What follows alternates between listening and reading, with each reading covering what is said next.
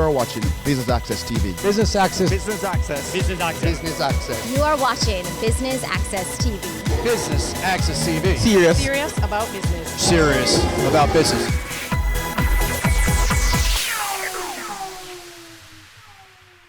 It's the last PSOJ President's Breakfast Forum for 2018, and Business Access TV, as usual, is here to bring you the highlights. I'm Javon Keys. Stay tuned.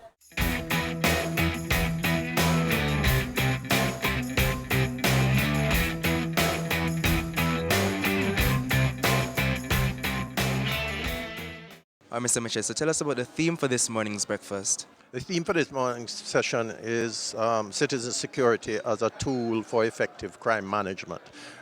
It is intended to raise the awareness of what citizen security is, and shortly, citizen security is the level of confidence that the average citizen feels in his community, and how he feels about his ability to move around in his environment, and what structures the government, the state can place around the community to increase that level of confidence. How the police force and the security forces behave is critical to citizen security. So we're trying to raise the awareness of the population on citizen security and to make people realize that hard policing alone is not enough, that you have to raise the confidence of the citizens in what you are doing. So how important is it for businesses generally to be concerned about citizen security?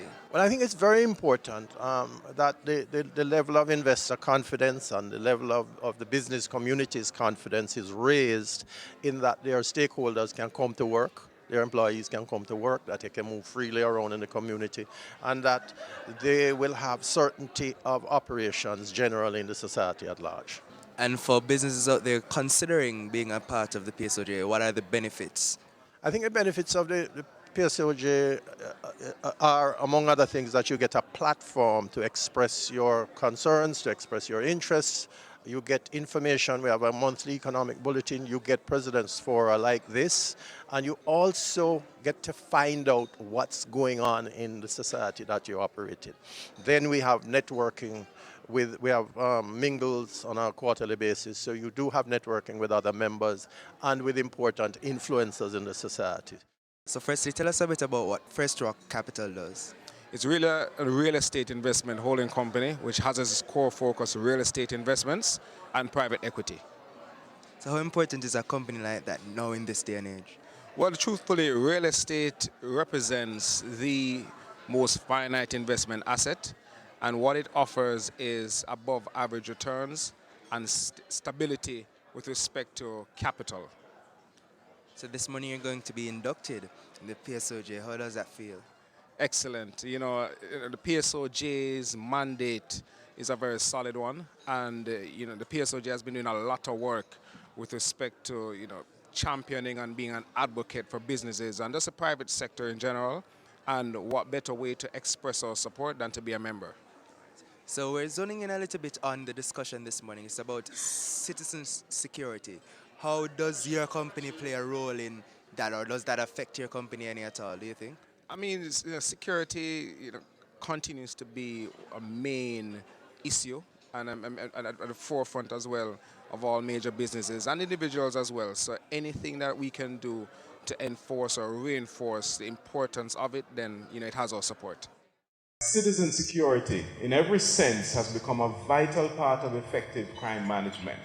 And as we all know, the crime that currently pervades Jamaica negatively impacts human development, it affects our economic development, it touches our social and cultural rights at the local, regional, and international levels. We know this, that when a country fails to protect its people from crime and violence, it leads to a breakdown in the relationship between those in power and those who are being governed. Therefore, we have to ensure that the correct checks and balances are made to foster that relationship by creating the required community action plans, better citizen police arrangements, and having an overall coordinated system of crime control and crime prevention. We've seen the implementation of the states of emergency. We've also seen a number of zones of special operations being declared across several communities in the country in a bid to really put a cap on the criminal acts taking place in those areas. We've seen some positive results, certainly when it concerns St. James and the murder figures trending positively downwards.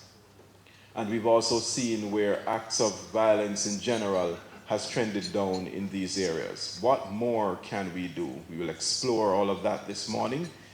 But we'll also talk about whether these approaches are indeed effective and how much more can be done in this area.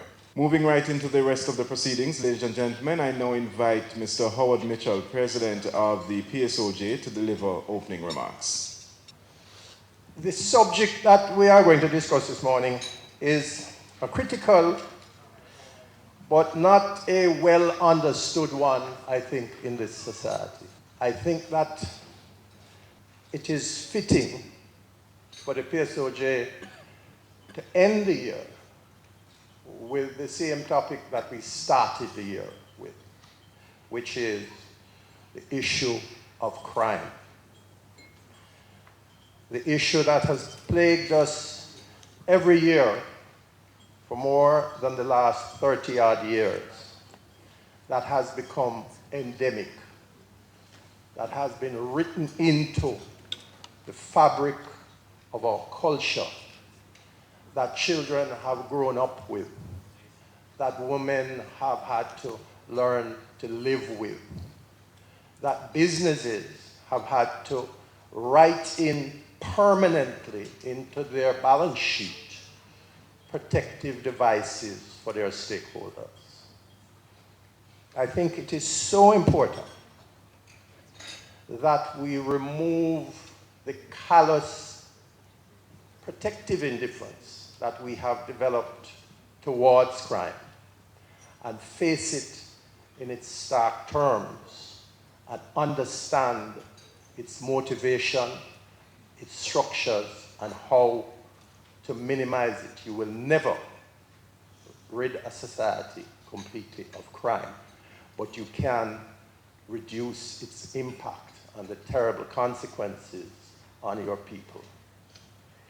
So that I think we want to raise the level of awareness of citizen security in Jamaica, because if we are going to move from growth to development, then we need to understand that our human resources, our citizens, the people of our nation, are the most critical component of that development. And you can have growth.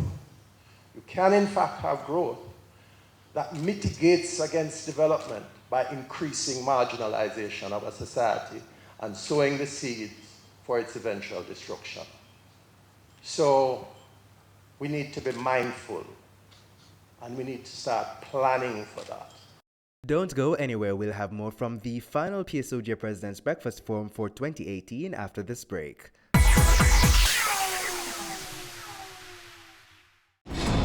We are back with another exciting, innovative, and inspiring season.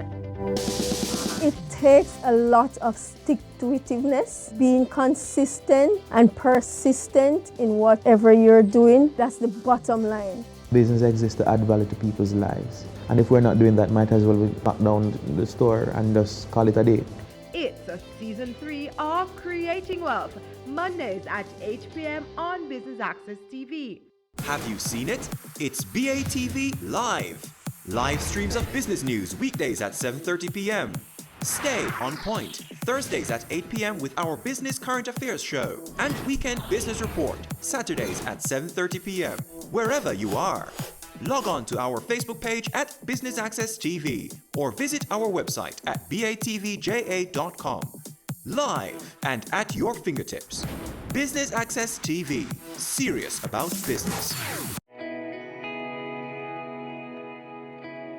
Violence against women is a violation of human rights. Its impact ranges from immediate to long-term physical, mental, and sexual consequences, sometimes resulting in death. It negatively impacts women's general well-being and can prevent us from fully participating in society. Be a better human being. No more violence against women. No more.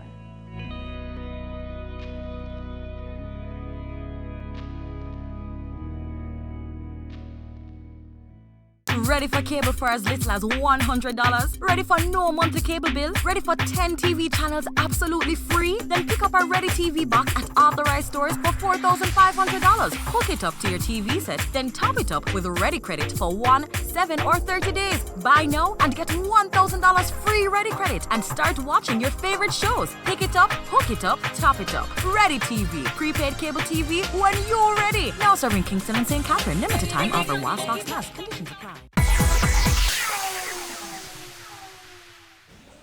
Thanks for staying with us. If you're just joining us, you're tuned in to BATV's coverage of the final President's Breakfast Forum for 2018. Let's head to the stage. I now invite our President, Mr. Howard Mitchell, to make his way to the podium to present the certificates to our new members. So, our first inductee today has joined us as an individual member. Please join me in welcoming Nadine Burrows-Siaga. Nadine has managed Island Broadcasting Services Limited, better known as KLAS-FM. She has also worked with National Supply Company Limited, Stewart's Auto, Silver Star Motors, T-Tech Limited, and Prime Sports. 876 on the go.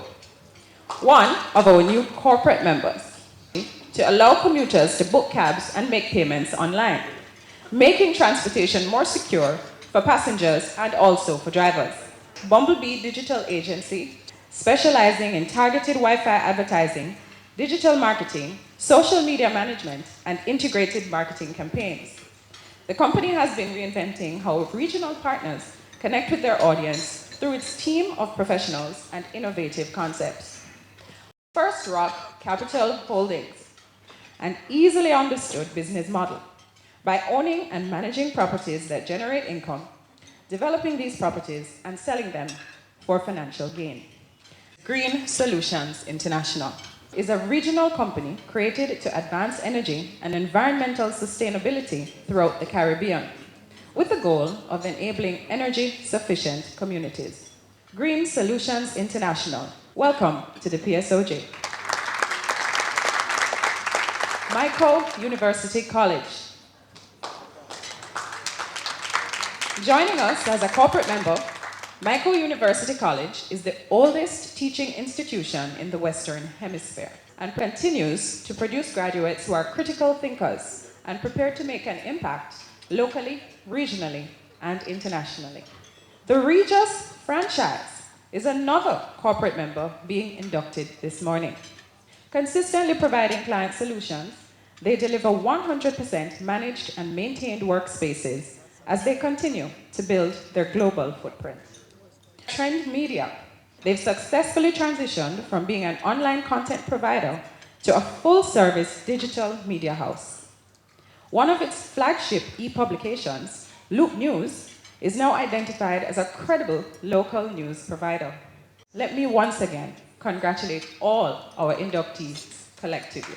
To our panelists, thank you so much for joining us on a very important topic, one that certainly has dominated the news cycle and the national conversation where it concerns this issue of crime, but more so, citizen security. I want to thank you and we look forward to your inputs this morning.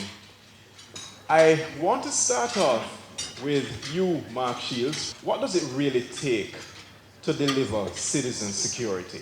Citizen security, as far as I'm concerned, starts with some very basics that are important to all of us that live, work, come to Jamaica as visitors. I delivered a speech a month ago at the CIN lecture in New York, and I started the point by saying two things. One is, I've been in Jamaica for 15 years, and in 15 years, 20,000 people have been murdered, which seems an awful lot of people to me, and that's 20,000 people murdered, plus thousands and thousands of families, the victims, the untold victims of people who have lost their husbands, wives, sons, daughters, cousins, aunties. So there's all of that group there, 20,000 people murdered. That's a stark statistic. And then we get back to living in Jamaica as it is today. And I have real concerns that before we get on to the technical side of community intervention and real building communities, that we're not doing the basics. It seems acceptable that traders in downtown Kingston can just take over the pedestrian footway. They can hang their garments in front of other shops. It's at a situation where many people who would like to go downtown dare not go downtown because they're in fear. It is also that when I drive to Montego Bay, and as a friend of mine just wrote to me yesterday, he said he is more fearful of driving to Montego Bay than he is of gunmen in Denham Town and elsewhere. Because as you know, because you guys do it as well, every time you drive to Montego Bay, you take your life in your hands because you see the bad standard of driving. And that is a real threat, and life should not be like that. Yeah. The third point I make is something that I've been, let's say, tweeting about over the past couple of months, and it perhaps became even more ironic last week into this week, that, again, the basics. If you look at the so-called licensed taxis in this country, where there are very clear rules and regulations that say that the windows must not be tinted, that there shouldn't be any markings on those taxis, that they should abide by the law like the rest of us, obeying red lights, not cutting up on the outside, all of that stuff that you guys live with every single day of your lives and causes you all stress. And I believe that we have to start by dealing with that. Now, people say, well, how do you do it? I'll take the last one first. There should be a war on licensed taxi drivers and unlicensed taxi drivers. It should be not just the police responsibility, because we always take that short-sighted view, well, the police aren't doing their job properly, but there's a transport authority. There appears to be a very vocal representatives for taxi drivers who came out last week because they were upset about the amended Road Traffic Act, which of course is a good thing and is designed to actually bring us into line. So I feel that we can do a lot. We should be able to live in a normal society, and that means before we get to anything technical, we need to get those basics right. Not rely just on the police, but just take taxis as an example. There is no reason at all why the Transport Authority, the Jamaica Constabulary Force, the local authorities, those who represent the taxi drivers cannot get together and clear it up overnight, make it safe for us. We're lucky, most of the people in this room, I bet, drive their own cars to and from work. We don't have to put up with some of the terrible situations that other people crammed into taxis and buses have to. So I think we also have a duty to them to try to improve things. We are up on another break, but please stay with us. We'll be right back.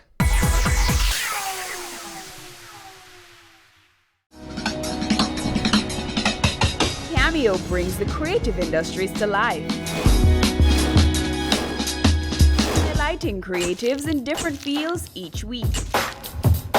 Art. My life turns art. I breathe, I eat art. Fashion. Food. Without a customer, we're nothing but four walls. Music. Film. Cameo, only on Business Access TV. Caring Hands Season 3 continues to effect change in a changing environment. Many of us were raised by grandmothers, right? So, I mean, we know the wisdom that these people have. Going beyond business. The little leaders of today are our leaders of tomorrow. And with the proper education, we'll have very good leadership coming from that. That's Season 3 of Caring Hands, creating change and shaping lives, every Sunday at 5:30 p.m. on Business Access TV. Business current affairs you can relate to. Frank, credible discussion. On point, dissecting the issues. Offering solutions to Jamaica's challenges. On point, Thursdays at 8 p.m. on Business Access TV.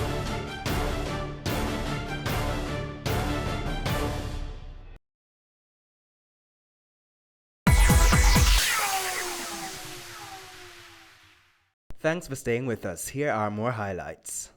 From where you sit, Mark Shields speaks much towards institutional strengthening.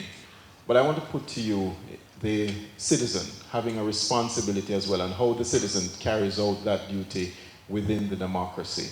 Do you see Jamaicans stepping up to call for the kind of order that Mark Shields is advocating for, or are we merely bystanders? Let me say, if I use the PSOJ and its president as an example, we would say that we're not standing up. In February of this year, the president called rightly for an oversight committee to deal with crime and violence. Now it is November, and we have not seen it. How many citizens, how many civil groups have supported that call is really inadequate. We heard an announcement from the Prime Minister yesterday in New York saying that he's going to be setting up a commission on crime early in 2019. Yeah, I heard it before, that it was going to set up a summit.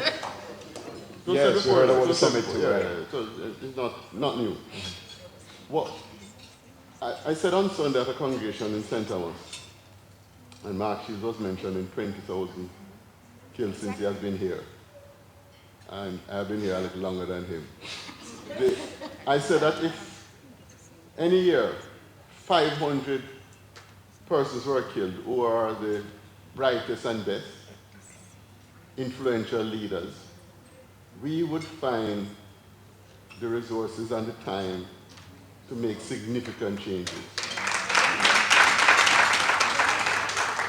In other words, because it's not affecting us so much, I live in a gated community. Some people have protective services, but anytime it starts to affect us greatly, we will do more. This is where I'd love to bring you in, Richard Divins, because the question is, how much of a rights-based approach do we take in dealing with citizen security? Well, this is something that the government has been starting doing in the last years, at least for a program that we have been supporting, which is the poverty reduction program. And in a certain way, the fact that we are supporting the social inclusion of areas of here in Kingston and other areas in Jamaica, the fact that we are trying to promote a better economy in those areas, we are trying to promote the safety, the social cohesion. This is something which is very much related in improving the security in those areas. And in this respect, it is very important. It's very important when the government, or together with international donors, we are supporting the design of a citizen security program in the social aspect of the citizen security, the participation of the communities in the decision-making of the activities, of the project, of the initiatives is crucial. Without the participation of the civil society, without the participation of the community, it's impossible to take ownership. We need the commitment of the people.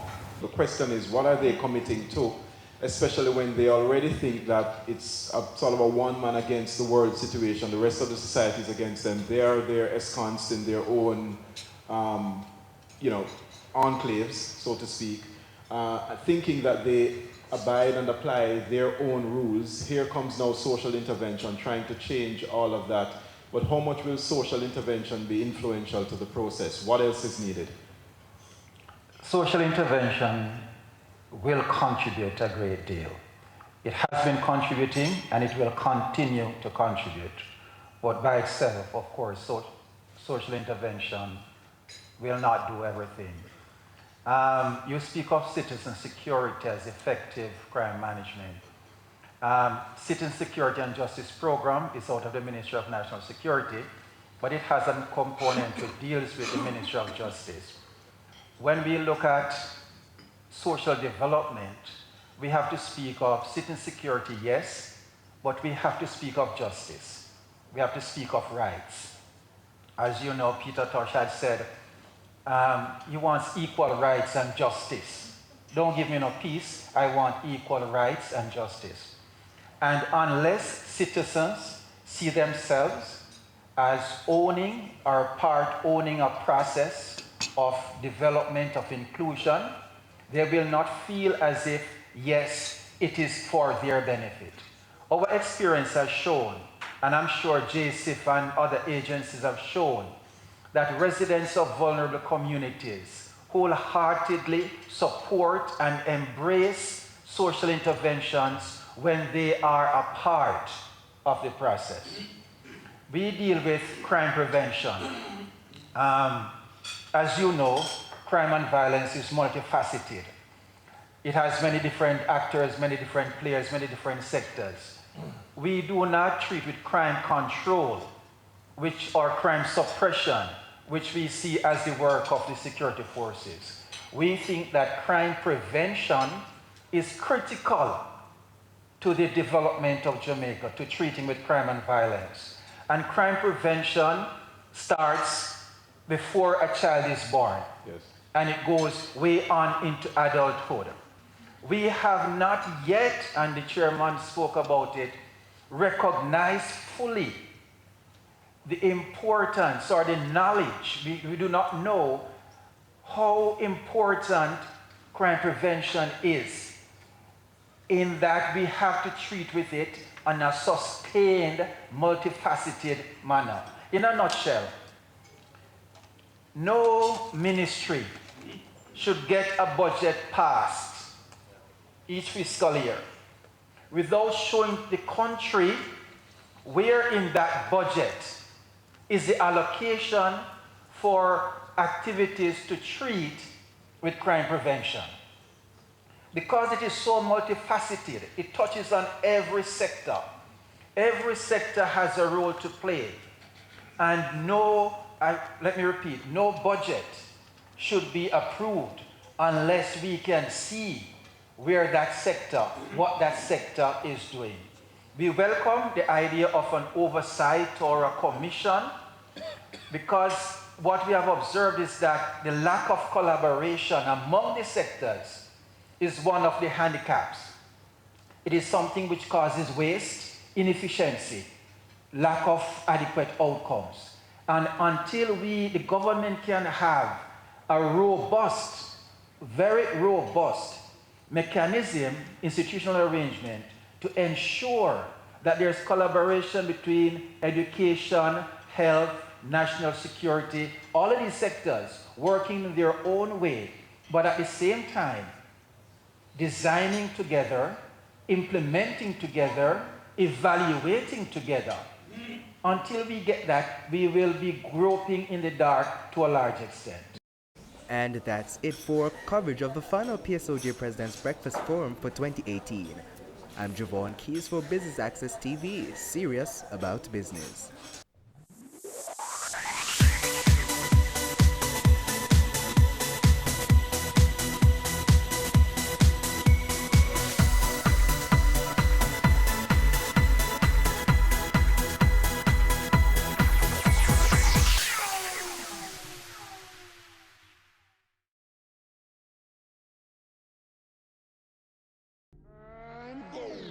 Career Moves has always explored interesting careers, highlighting all you may not have known about them. This season is no different. Coming back to Jamaica, everyone's like, Fizzy what? Fizzy who? When you find a bright boy or girl in the class and people say, what are you going to be? The parents will say, you have to go be a doctor, you have to go be a lawyer.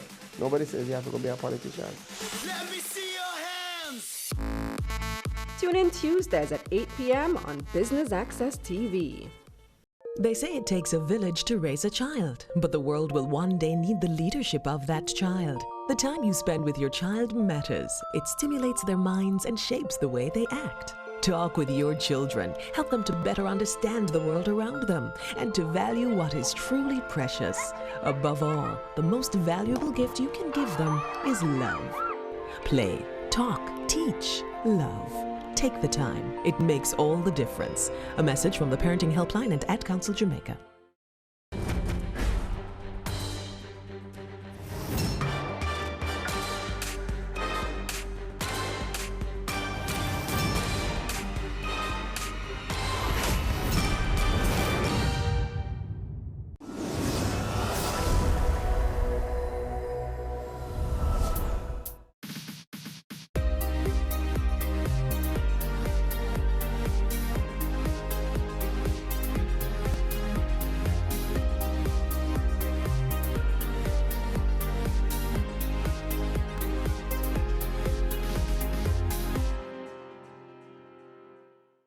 Welcome to another edition of Jamaica Magazine. I am Theodore Henry.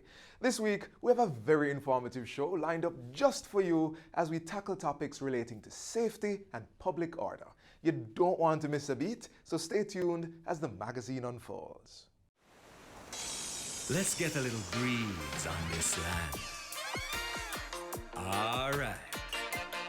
Now let's get some bounce in the rhythm. All right.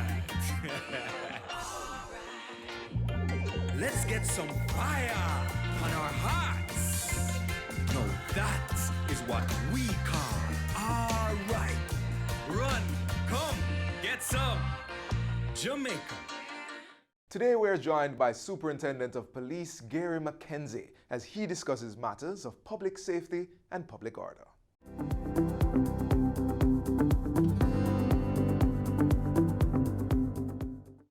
Welcome to Get the Facts, the program that provides you with information on government's policies and initiatives. I'm your host, Enthros Campbell. The Jamaica Constabulary Force, the JCF, 1 year ago launched the Public Safety and Traffic Enforcement Branch, PSTEB. Now, the objective is to improve the safety of citizens as well as restore and to maintain public order. To tell us about the measures being used to curb the indiscipline on our roads and in the public spaces in general is Gary McKenzie, who is Superintendent of Police in the Public Safety and Traffic Enforcement Branch. SP McKenzie, thank you so much for joining us and Get the Facts. Thank you for having me today. So that's a big title that your department has, your branch. Tell us, what do you mean by public order and safety? What are we talking about here? Well, what we are talking about as we speak about safety is it is all encompassing because it says that we are responsible to ensure that citizens are able to go about their business safely. That is, we have to ensure that they come to no harm. And the branch itself looks at dealing with this on the roadways within business districts, within other public areas such as transportation hubs and so on. As it relates to order, this has to be done within an organized way. And so in terms of managing traffic flow, in terms of ensuring that their citizens come to no harm whilst they do their business, that is what we are about. Excellent. So tell me about some of the measures that you use to achieve order and safety. Well, certainly enforcement plays a big role, but even before we do that, ensuring that we are out there being visible, putting on this management posture and ensuring that persons recognize what we are about is very important. Mm-hmm. And this, of course, increase the confidence that the public will have as it relates to how we police. Once things are not in order, then we have to take control, we have to educate, we have to enforce the laws where necessary to ensure that this is maintained. How do you educate? Well, certainly we do that through media. We do that through collaboration with other entities. We have our road safety unit that goes within schools. We also go within communities. Of course, we collaborate with other geographic entities or widely publicized meetings, stakeholder meetings, and so on. So we educate persons through those media. What are some of the violations that pedestrians, people general in open spaces and on the road, what are some of the violations that people can be ticketed for? Well, as it relates to pedestrians, we really can't take any, law enforcement action in terms of issuance of tickets. But what we find is that we have quite a few accidents involving pedestrians because of lack of proper usage on our roads, meaning that they sometimes cross at corners in front and behind large vehicles. And so education is key in terms of ensuring that our pedestrians understand how to use the road safely. There are other breaches committed by drivers of motor vehicles in that they fail to observe and stop at pedestrian crossings. Some are very discourteous, and so where they commit breaches, we prosecute. For example, if they fail to observe and stop at a pedestrian crossing, that is an offense, and we deal with that. But our vigilance and enforcement helps to ensure that persons are able to safely use our thoroughfare. Yes, yes. When PSEB was launched last August, it was National Security Minister Dr. Horace Chan said that you had a few roles that he wanted you to zero in, such as limiting access to roadways of criminals, also to cut down road accidents and track the threat of criminals. How is that going? How do you grade yourself on those? Well, I think areas? that we have had a substantial effect, certainly within the Kingston and region.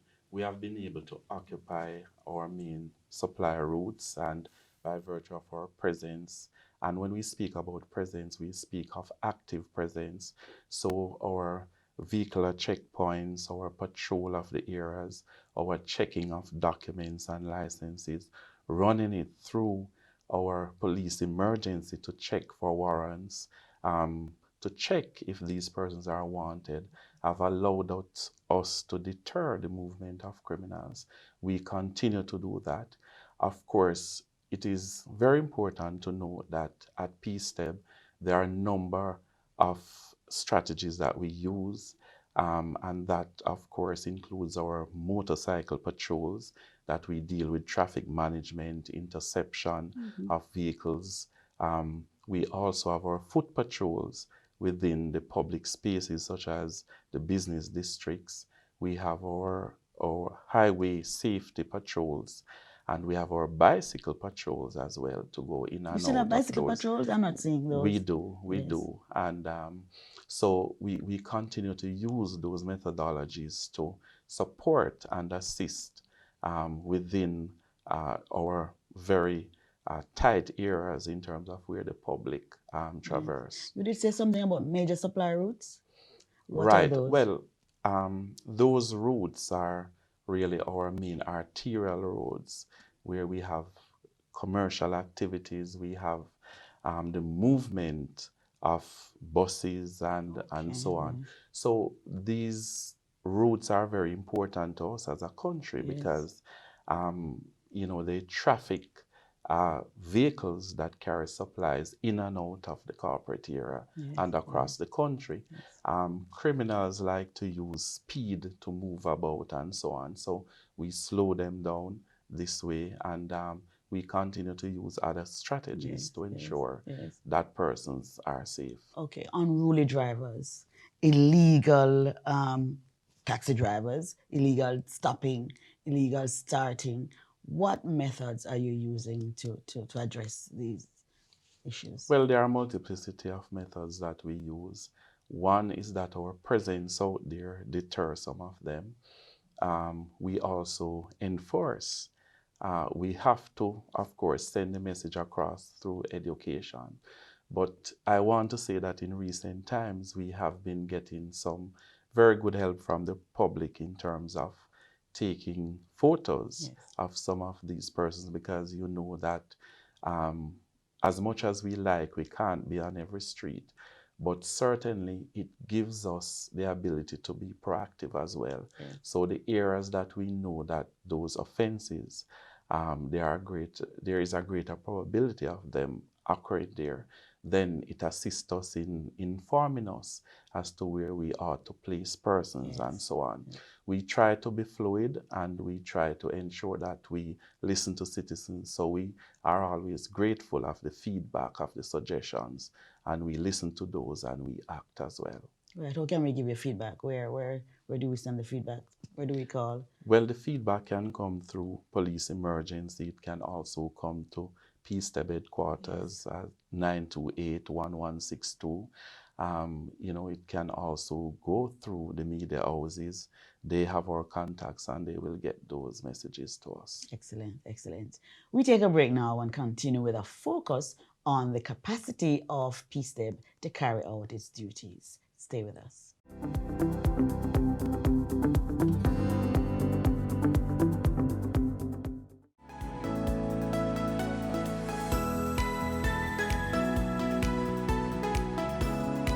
Did you know know that you can apply for a copy of your birth certificate online or by visiting any of the Registrar General's Department offices listed on their website? For ease of processing, there are several things you need to know about the person or child whose birth certificate you are applying for. Here's a checklist. Ensure you know the correct name and spelling of the person, as well as their mother and father. You will need their date and place of birth, which is usually the name of the hospital or location they were born. Parish of birth is also important. Find out also the birth entry number along with the date and place of registration for the adult or child. Remember, for additional information on how you can apply for a copy of your birth certificate or someone else's, contact the Registrar General's Department today.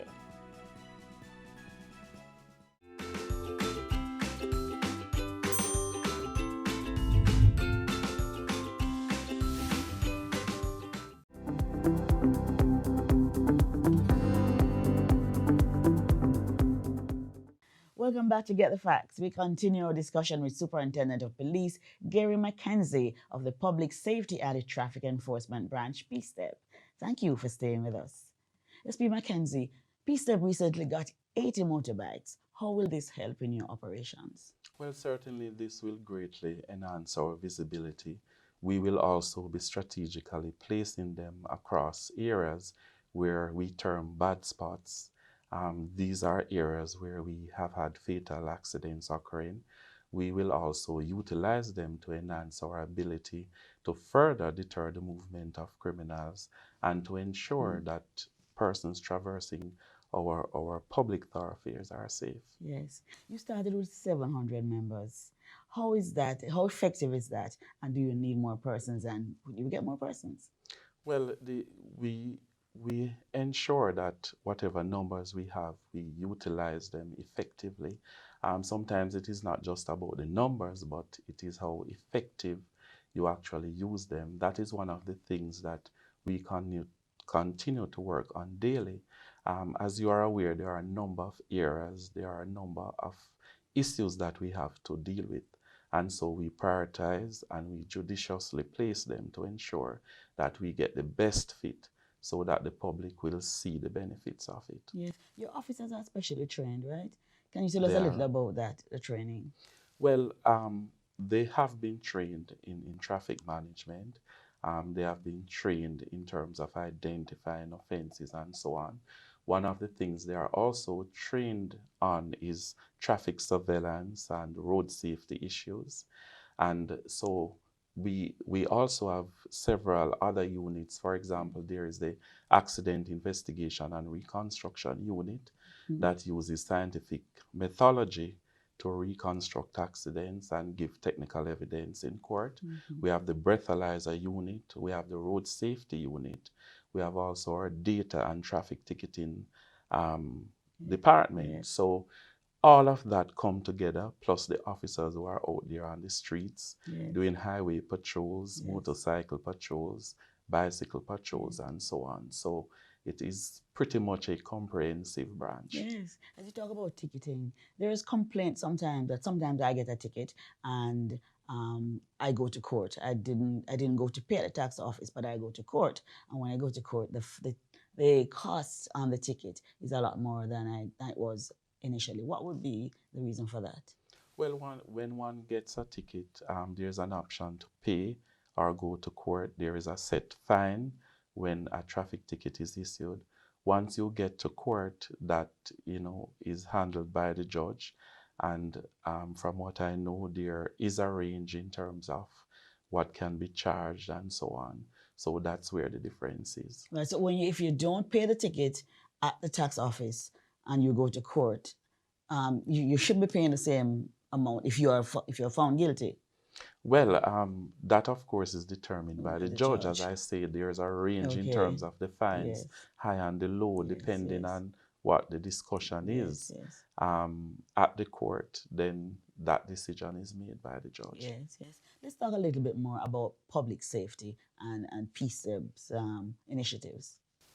Well, certainly PSTEB, as was said earlier, is a branch that deals with public safety. and of course public order. And so when we talk about public safety, the branch has a wide reach. It started out within the corporate area, but it is seeking to expand across the entire country. And of course, we have to ensure that persons are not only safe in terms of moving from one place to another, but there are also issues of ensuring that they come to no harm. And so our highway patrol, it is one of our versatile patrols because it deals with high visibility, ensuring that persons are confident that the police is there and they are able to access them, but also to prevent and detect criminal activity, as also to ensure that there are no blockage or where the road traffic laws are breached, actions are taken. Yes. So we are responsible for that. On the other hand, the issue of public order, especially within our townships and business districts, vendor management is one aspect. We have to work along with other agencies to see, to actually look after infrastructure building. When you look, for example, at Halfway Tree in terms of accommodating the number of taxis and buses and so on, we have to plan and move ahead to ensure that as we go along, there's this organization that will help us to see an orderly society. It is a difficult job, isn't it? Well, it is. Tell me, how do you see your branch, the JCF and P-STEP, how do you see your role in helping Jamaica to maintain an orderly society, thus fostering an environment for growth? Well, it is a very important entity. In fact, we would regard it as the flagship as it relates to interfacing with the public and actually giving the public the confidence that the police is out there. When you look at their dress and so on, they are bright, they are out there, they are expected to be seen, they are expected to be active, and when they do so in a professional manner, the results are evident. As we speak, persons are really very happy about how we have demonstrated professionalism and effectiveness, especially with the back to school and so on.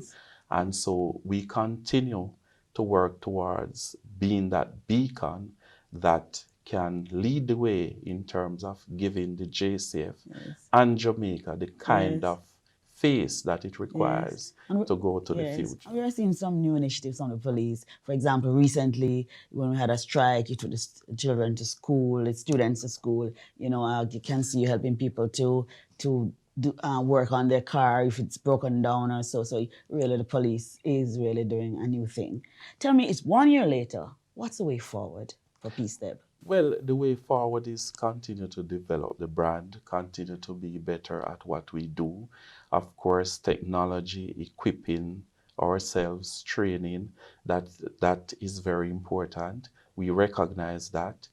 We also have to ensure that we listen to what the public says because service is important. Exactly. That is what a national police force is about. We also recognize that it is not about enforcement, but a modern police force taking into consideration social and economic development. So we see ourselves as participating in all these issues, and we believe that we can make a significant difference going forward. And our role, how can we help you? Well, definitely. Firstly, we want Jamaica to recognize that the JCF and, of course, the branch, it is theirs. And so we want them to conform with the rule of law. We want them to police us as well. We want them to recognize that it's very important that when things are not going good, they are able to speak about it and to act on it as well, contribute as a citizen towards helping us to be orderly and to be lawful. Excellent, excellent. Thank you so very much. Thank you. You're welcome. Mackenzie. This has been Get the Facts with our guest, Gary Mackenzie, Superintendent of Police of the Public Safety and the Traffic Enforcement Branch, P-STEP. Until next time, I'm Anthros Campbell. Take care.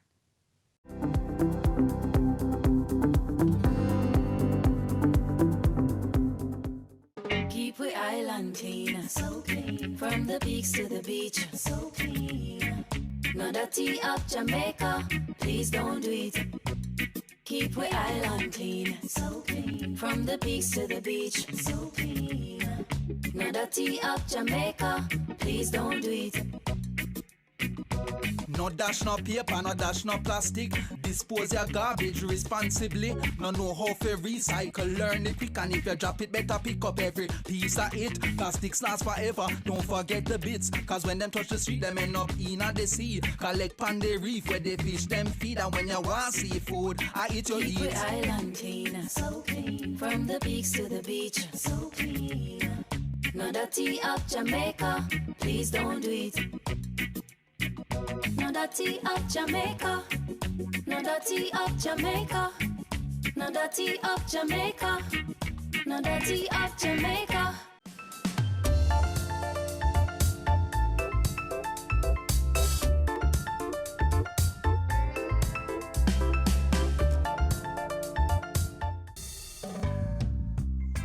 There's a lot more to Jamaica than just what meets the eye. I had always loved art. It was my first love. It set me free. I did some artwork for the Half Moon Hotel. And shortly after, 14 guests showed up at my gate thinking I had a gallery up here. And that gave me the idea that I needed to have a gallery. And so the guests would come up, they see the garden, ask if they could go for a walk, but everybody came back saying, we should make something of it. It was inspiring and they described it in many ways.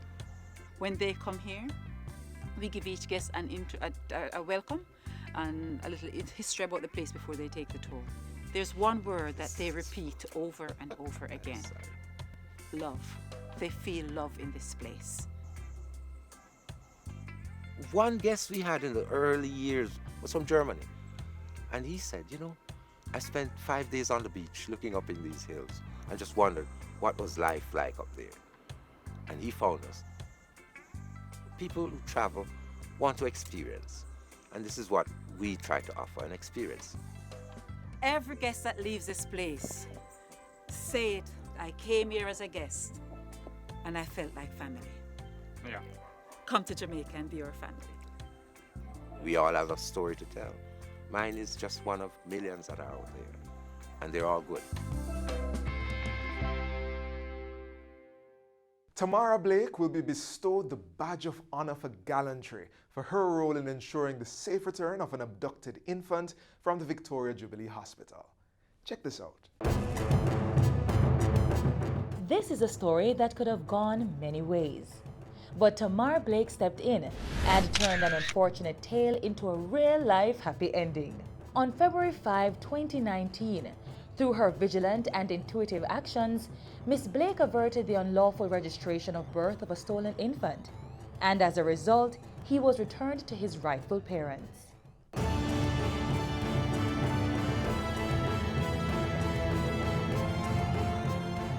She is referred to as the lawyer in the family. She admits too to having an inquisitive mind. I've been a practicing investigator since I was a child, so I guess it is just playing out on the job. When the now convicted woman sat beside her and began sharing a story of why the baby she held in her arms was unregistered, she simply said, "This not add up."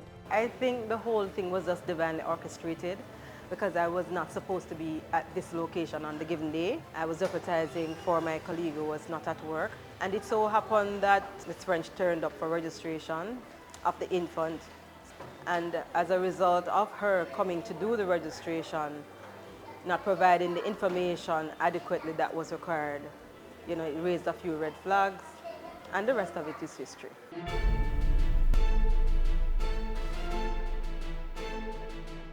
Well, I'm just happy that, you know, the family has been reunited. I'm happy to know that I could have played a part. Some say the guilty woman met the wrong birth registrar. Miss Blake is a passionate government worker who takes her job seriously. I am a public sector worker, a proud public sector worker. I started working March of 2004, at which point I was a customer service representative, and then I was promoted to administrative assistant, and then I was in the midst of administrative assistant / supervisor for different departments. and then I am currently a registration officer. I'm the person responsible for ensuring that all births that occurs within the hospital ambit is registered. I look forward to coming to work every day. I love my job. Yes, I do. Well, you know, a lot of persons come to the RGD thinking that when you come, you're going to be getting a hard time, whether it's for birth or death registration. That's what I can speak to. That's my portfolio. And when you leave, you know, with a smile, or when you're going to say, "What, you finished already?"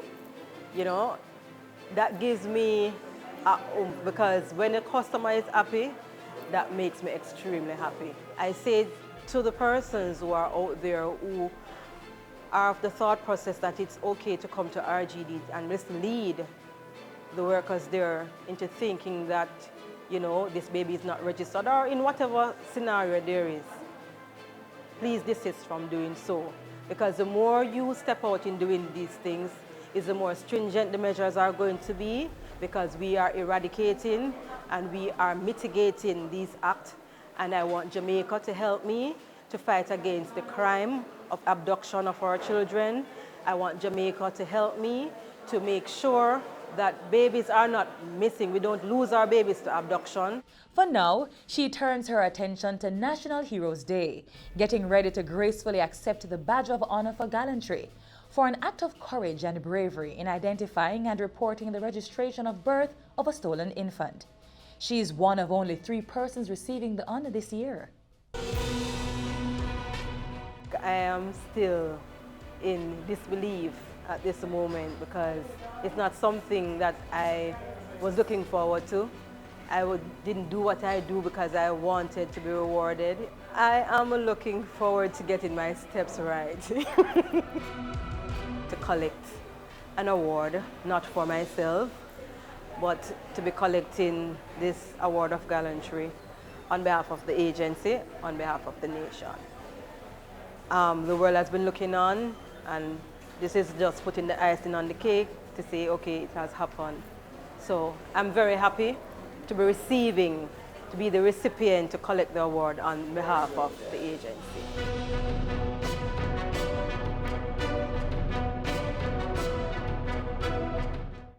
$650 students, $100 million. How are they connected? Through the Hospitality and Tourism Management Program offered at 32 high schools across the island. It's a 2-year program to equip future tourism workers with the requisite skills to meet the demands of the growing global industry. Graduates will be certified by the American Hotel and Lodging Educational Institute and received an associate degree from a local college. We're building a resilient tourism industry through human capital development.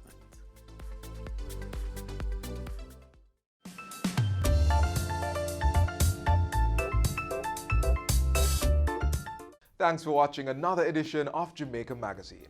Join us again tomorrow when we'll do this all over again. Send your feedback on today's show to Jamaica Magazine at jis.gov.jm.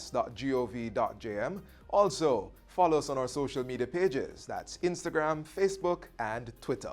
Download our app on your Apple and Android devices, and you can also visit our website at jis.gov.jm for more information. On behalf of the entire production crew, I am Theodore Henry. Thanks for watching.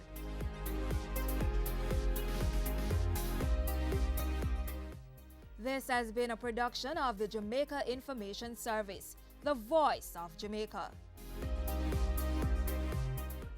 It's season 12, and Wealth Magazine Business Access is here to keep you business savvy.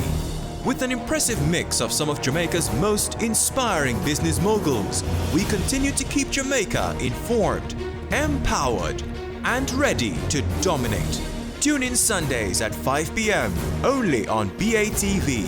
You're watching Business Access. Business Access. Business Access. Business Access TV. Serious about business.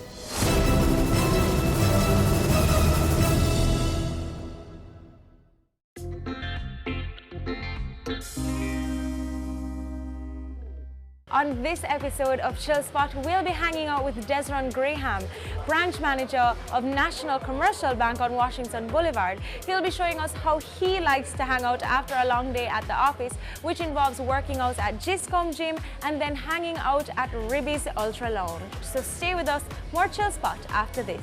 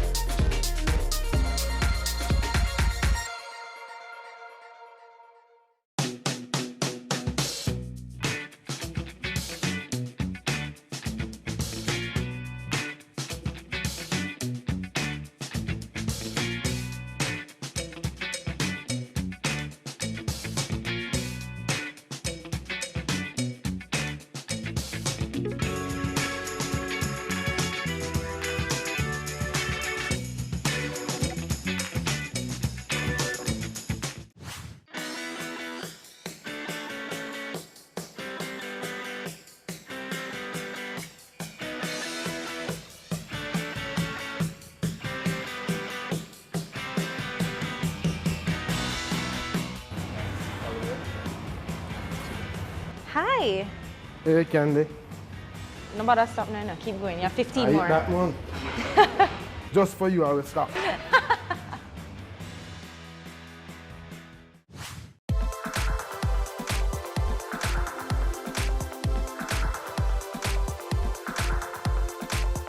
So Desron, tell me about Giscom and why you choose to work out here. I just like the atmosphere. It's probably one of the biggest gyms in Kingston, certainly. As you said, the rooms are very spacious. I don't have to fight to get the equipment to use, so it's pretty chill. Nice set of people that come here in the evenings. How long have you been a member here? I've been here for about approximately 2 years. Oh, okay. Yeah. And how important is health and wellness to your lifestyle? Is it a big part? Certainly over the last 2 years. I mean, one evening I was going home and listening to our radio program, and I heard a doctor said that 2 in every 4 Jamaican men are obese. That was shocking. The next day I was in the gym because I refused to be a part of that statistics. So from then, it has just become a lifestyle. I mean, once you're healthy, you can conquer the world. And about how many times a week do you work out? At least 4 times per week. 4 times? Yeah, at least 4 times per week. So we're going to be working out today. What exactly are we going to be doing? Yeah, man, I'm going to get you ready for the Olympics.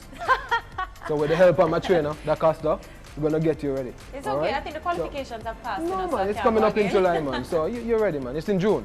So you'll be ready. You'll be ready. So we're going to do some pec flies. We're going to do some pull-ups. We're going to warm up first. I can't pull up. Don't worry, we'll get you up there. All right, so we're going to do some pull-ups. We're going to do some curls. Get you ready for the Olympics. I don't think that I will be going to the Olympics, but let's go anyway. Come on, you got this. So let's meet my trainer, DaCosta, who's going to take us through the warm-up session. Hi, Handy. Nice to meet you. So we could go here to the curtain. All right.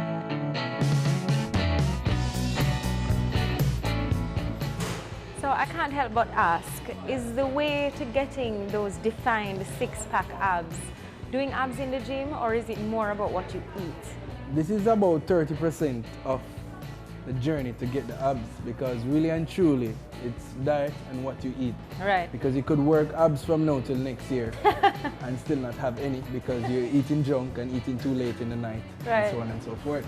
Okay, and what about legs? How do I get my legs to be toned? Is that about my eating as well? Not necessarily. Okay, I here. didn't think so. I would advise to work legs more than one time for the week and have both a heavy and light day. So one day go as heavy as you can, as well as for the light day, you go light and do as many reps as you can. Okay, and how important are my cheat days? Sorry. How important is my diet in working out and in my workout regimen? All right, so that's another problem now, because here what happened. In growing and gaining size will require you to increase your carbs. Right. And in increasing the carbs, meaning that more than likely you're going to develop a tummy. Okay. So you have to try and balance both of them. So during the bulking season, you won't necessarily have abs. Right. But in going to more sculpt the physique, that's when the diet changes and that's when you can see some abs. Okay. I know you mentioned bulking season and that sounds like it's more for the males. Is that what you're doing? I can do what I'm looking at. Yeah, man, it's that time of the year. Bulking now to cut for summer. All right, so I think we got a good workout in. What's next on our agenda? I'd love for you to join me at this for what I do best. I mean, I love the gym, but Is that eating or drinking? No, man, I don't eat much. Let's go. Coming up. I listen to my customers, and in particular our business customers, because at the end of the day, our main purpose is to serve them, is to help them to build their business. And there's no sweeter joy than seeing your customers do extremely well. Have you seen it? It's BATV Live. Live streams of business news weekdays at 7:30 p.m. Stay on point Thursdays at 8 p.m. with our Business Current Affairs show, and Weekend Business Report Saturdays at 7:30 p.m. wherever you are. Log on to our Facebook page at Business Access TV or visit our website at batvja.com. Live and at your fingertips. Business Access TV. Serious about business. Your business matters. Business Access TV offers you the most innovative and effective advertising solution for your business, specializing in B2B sales, cost-effective solutions, the customers you want, the repetition you need. No matter the size and nature of your company, your business matters. Call us at 876-291-6233 or 876-376-4225. Email sales@batvja.com.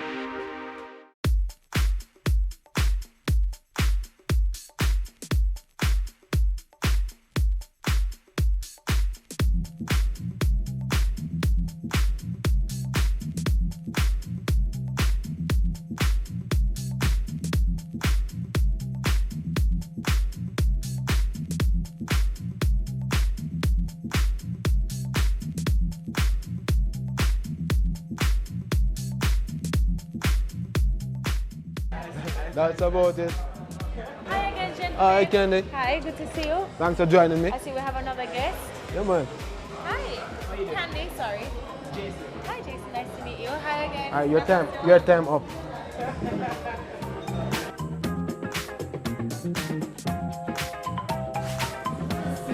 Hi.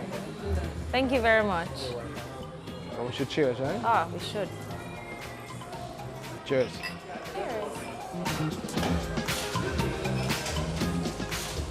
Okay, so you're the branch manager at NCB. How did you first get involved in banking? As a child, probably about age 9 or 10, I used to go to the bank with my aunt and I was fascinated with the way the tellers were counting the money. Yeah, man, I would just stand up in awe and look at them counting the money, and I knew from there, and then that, listen, this is what I want to do, you know, and rest is history. And what has the journey been like for you to branch manager? Have you worked in any other branches? 18 wonderful years with the National Commercial Bank, of course. I started out as a teller, just where I wanted to, you know, but I moved my way up. I worked as a credit officer, where I did well. I served also as a business banker, where I did for about 4 or so years, where I did extremely well, was always in the top 10 in NCB. Then I moved on to being a manager's assistant in charge of the credit department. And then I got my big break later on to branch manager of the Red Hills branch. Then after that, I moved on to the Washington Boulevard branch, where I've been for the last 2.5 years. And it has been really, really great.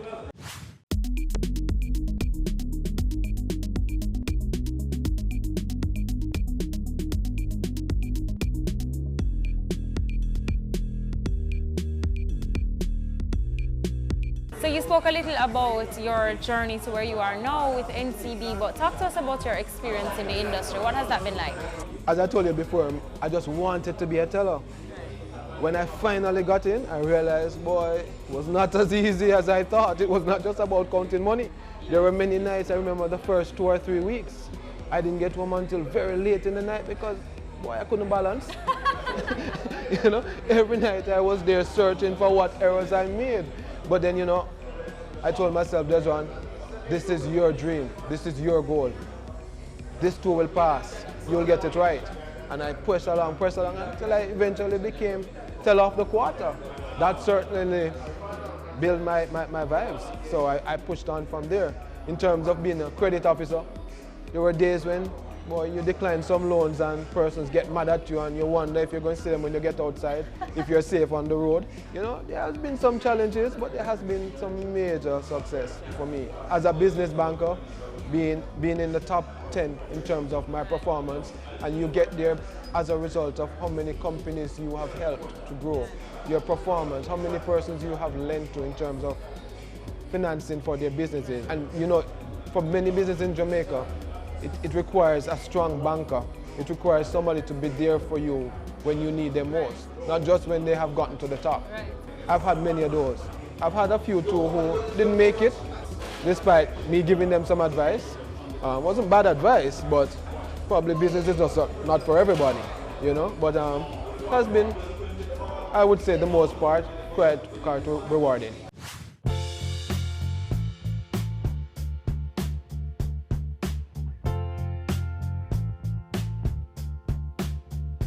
How would you describe yourself as a leader? Are you very strict? Are you very hands-on? Are you kind of lax? It's a combination. I'm very hands-on. I listen to my people, you know. I involve them in most of the decisions that I make. I take into account what they think, how they would want to see things done, you know. And I find that works for me. But I'm very, very hands-on. You know, I spend a lot of time in my banking hall, listening to my customers, seeing how they see us through their eyes in terms of the service that we deliver to them, how we could make it better for them. All right, so let's talk a little bit about the financial sector and the banking industry that you're in. How easy would you say it is for persons to do banking in Jamaica? I still believe we have a long way to go. We're not there yet. We're on our way, but we're not there yet. There's still some red tapes. There's some things that could be much easier done, you know? Like, for example, online banking. Could be a little bit easier than it is now, certainly, compared to the first world countries in terms of opening accounts online. Certainly at NCB, we are there, you know, but it has taken us a while to get there. So we're getting there, but there's still a lot of red tapes. There's still a lot of things that we can do differently, can do better, but we're making the steps at NCB, and certainly I'm happy for that. How would you see yourself affecting any change in this banking and finance industry? By the fact that I listen to my customers, and in particular our business customers. So I have a good knowledge of what is going on with them. What is it that they would want us to do for them? Because at the end of the day, our main purpose is to serve them, is to help them to build their business. And there's no sweeter joy than seeing your customers do extremely well.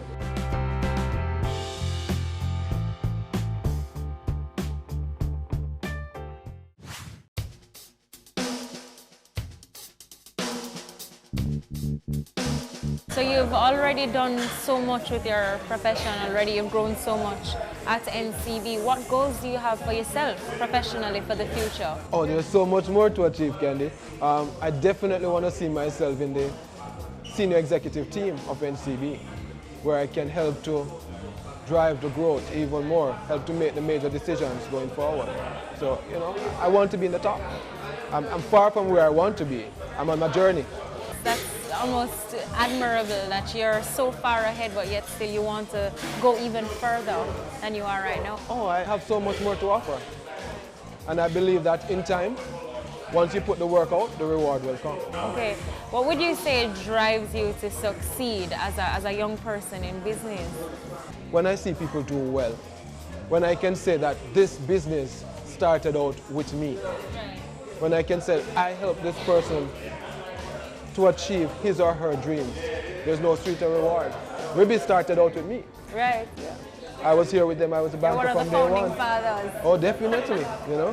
When they told me, boy, we need you to be our bankers, I jumped at it, you know, so. This is one of my many success stories. I have many customers who started out with me from day one, and just by providing the kind of financial advice that I offer to them and walking them through the day-to-day running of the business, spending time with them, understanding what their vision is and helping them to put their best life forward, certainly my joy.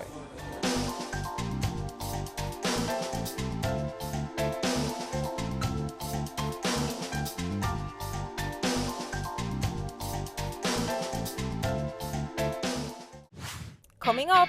I am Jamaica's strongest person. Wow! So, you traded Jamaica's strongest person? From the 3 persons who entered, you won.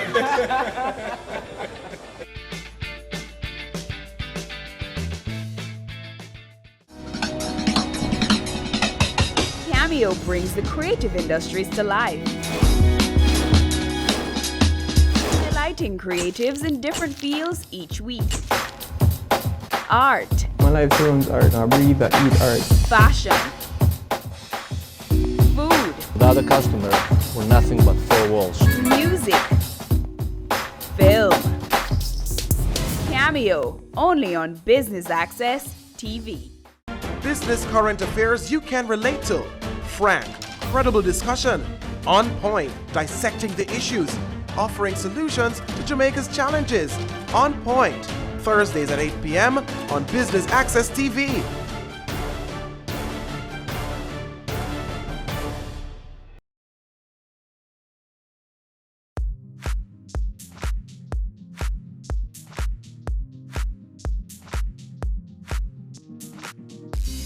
All right, so we have a new member with us now. This is? So I have Jason, I have Javon. Hi, Jason. I know we already met. Right. No, these 2 guys balance me out. I won't tell you which one do what, but there's the one who will say, let's have 2 more Johnny Walker for the road. And then the other one will say, bro, let's have some water. You know, I wonder good who for your is gains. who. I wonder you know, so, who is who. You know, you need that balance, yeah? Okay, so we want to get into the personal side of you. Certainly. Talk to us about your upbringing. Do you have any siblings? Where were you raised? What schools you went to? I grew up in the best parish in Jamaica, of course, Westmoreland. Best parish in Jamaica. You can tell from even how I look, eh? Come on, best parish in Jamaica, Westmoreland. You know? I have 2 excellent brothers and sisters who are actually my role models. Which high school you went to? Of course, the best one again. Is that always the best? best? Well, the best one is an all-girls school. I don't think you went there. I went to a more rounded school. I went to the great St. Elizabeth Technical High School, of course. You know? The great. So you have other schools. You have, of course, you have JC, you have Andrews, and you have... What school did you go to again? That one on North Street. You know? Can't even remember the name, but I think they call it George's. No, it's Woolworths. Or Woolworths, you know? That is the best school. But here.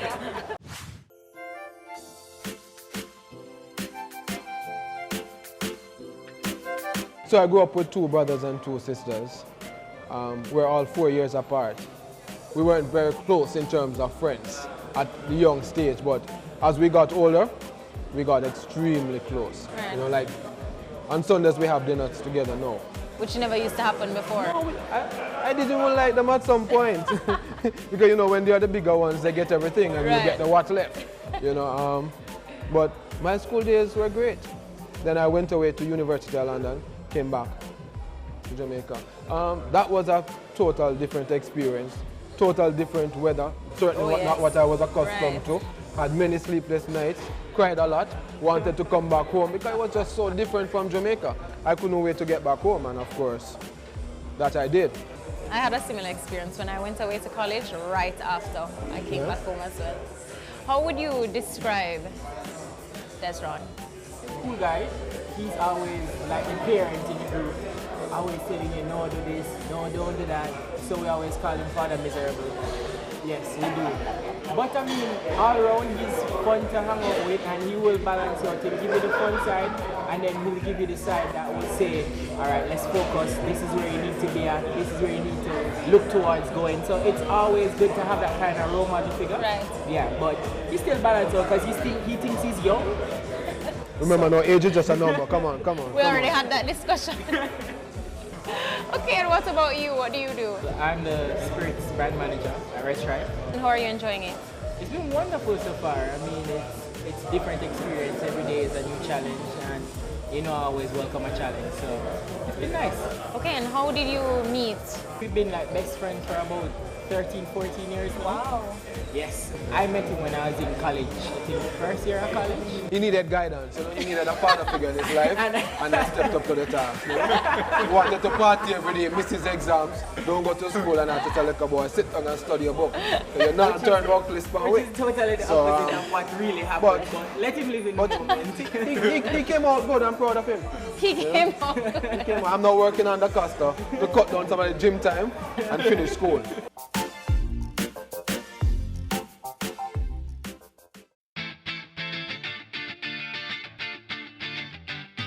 Da Costa, is that your real name? Is that your first name?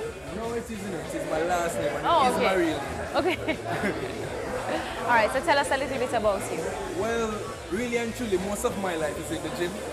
I compete, powerlifting, bodybuilding. Right. But, you know, one really has to have a main goal and objective. And for me, that is becoming a physiotherapist. Okay. Which I'm almost through and completed. So Okay. you can look forward to seeing me out there pretty soon. Tell us about some of your accomplishments with the bodybuilding competitions. Well, last year was my first year of competition. Oh, really? And I actually came first in my category. Wow. And second in juniors. And I also entered powerlifting, of which I am Jamaica's strongest person. Wow! So, You trained of Jamaica's 2015. strongest person? From the 3 persons who entered, you won. Or you won? Not yet, but this year. Definitely. So you're training him to enter the competition? Of course, man, he's entering into the senior category. Senior physique. Senior physique. Senior physique. Up.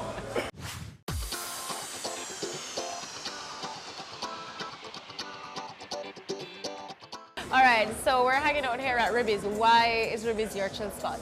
Where else in Jamaica you can get this kind of vibes?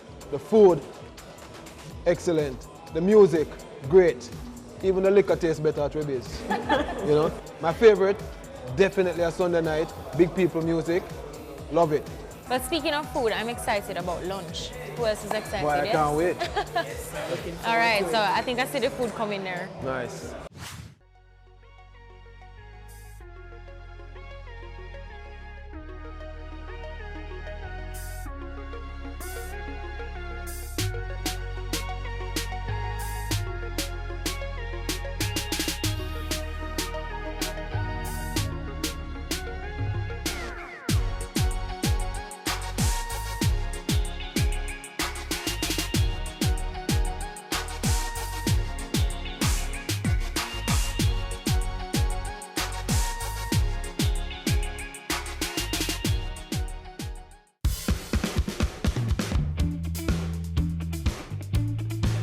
Well, how was everybody's meal? Well, my meal was good enough, but I'd have preferred some potato and stuff like that.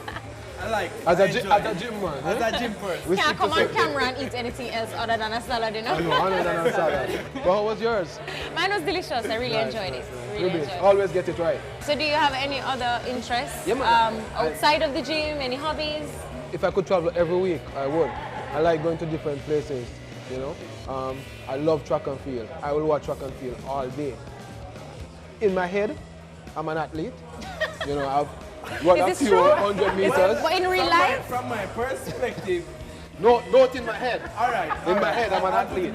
Yeah, I mean, I don't know. You know? I don't know about that because he has no hand-eye coordination, so he can't run. Save his Listen, life. I have run many of those 200 meters with my favorite athlete of all time, Veronica Campbell Brown Graham. In his head. In my head. In his head. We run the curves at every Olympics and every World Championship, and I can't wait to run it with her at this year Have you again. ever met her? Yes, man. In your head? I'm a dude. In real life, we have met. In real life, we have met. In real life. But I enjoy traveling. And when I'm not traveling or at the gym, I like to spend my weekends at one of the best place in Jamaica to be. Where's that? Clearly, Adam and Eve Day Spa. I mean, I love to be pampered. Perfect. That sounds exotic and nice. Oh, It God. makes me want to go. I mean, Favorite place in it's just- Jamaica. You should check it out. You should check it out. It's very affordable. And of course, the ladies are extremely Do you get good at what massages they or do. you do like a pedi or a By the way, I mani-pedi? love it and I do everything. I mean, I have a very stressful job.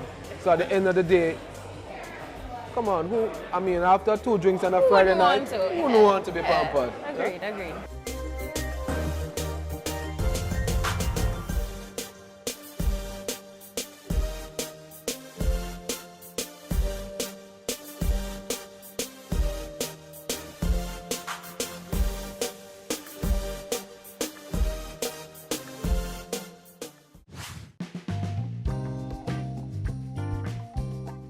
If you could offer one word of advice to young people who want to pursue their dreams, what would it be? To believe in yourself. Go after your dreams.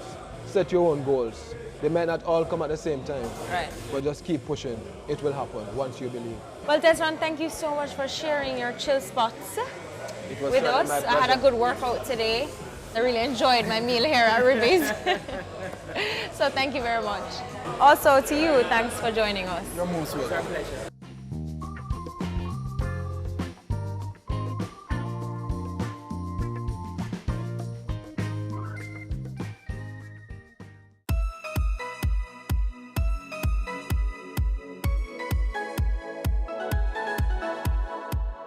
We've come to the end of another epic episode of Chill Spots, and as usual, I enjoyed all my activities and the good vibe hanging out with Desron Graham, branch manager of the Washington Boulevard National Commercial Bank.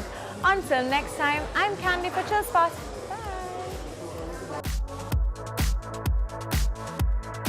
So do you have any other interests? Wow. Oh, no, interests?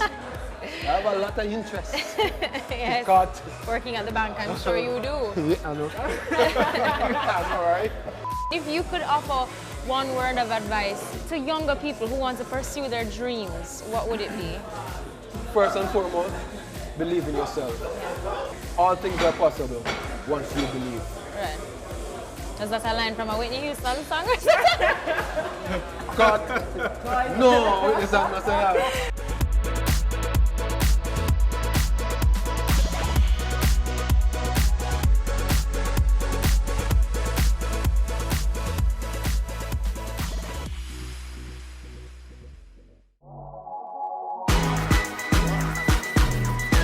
The Good Life, your trusted source for useful health and wellness information, lifestyle tips for the mind, body, and soul.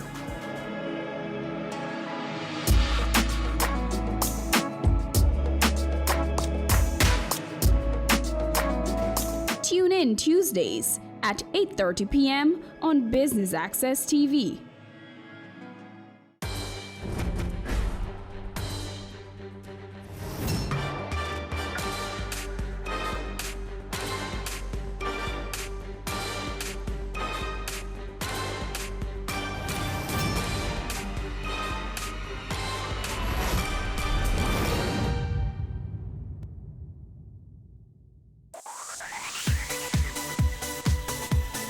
You're watching Business Access TV. Business Access. Business Access. Business Access. Business Access. You are watching Business Access TV. Business Access TV. Serious about business. Serious about business.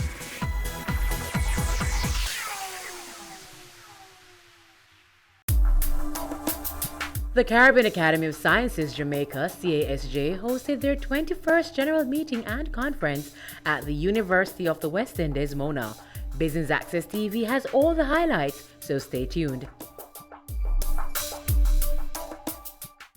As the university goes through its 70th years, 70 years of service, 70 years of excellence, we're at the vanguard of educational excellence. And we extend heartfelt congratulations to our partners at CAS and CASJ as they commemorate their anniversaries and move forward. The theme selected by CAS this year is very befitting: science, technology, and innovation, vehicles for a knowledge-based economy. This collaboration amongst CAS, CASJ, and the UWI yields an investment in science, technology, and innovation fostered by our robust research development portfolio. It is essential as a precursor to the knowledge-based economy. Science and technology, as well as innovation, has now formed a part of the university's strategic plan. As you may know, our strategic plan is based on access, alignment, and agility. Within access, AC4, which is to increase the quality, quantity, and impact of research, innovation, and publication, feeds directly into this goal. We therefore are trying to, within the University of the West Indies, increase all that we do, not just in quality and quantity, but impact, since that which creates impact may not yet be published, but be impactful in a decision-making process for a country. This conference will facilitate a forum for the cross-pollination among different research fields.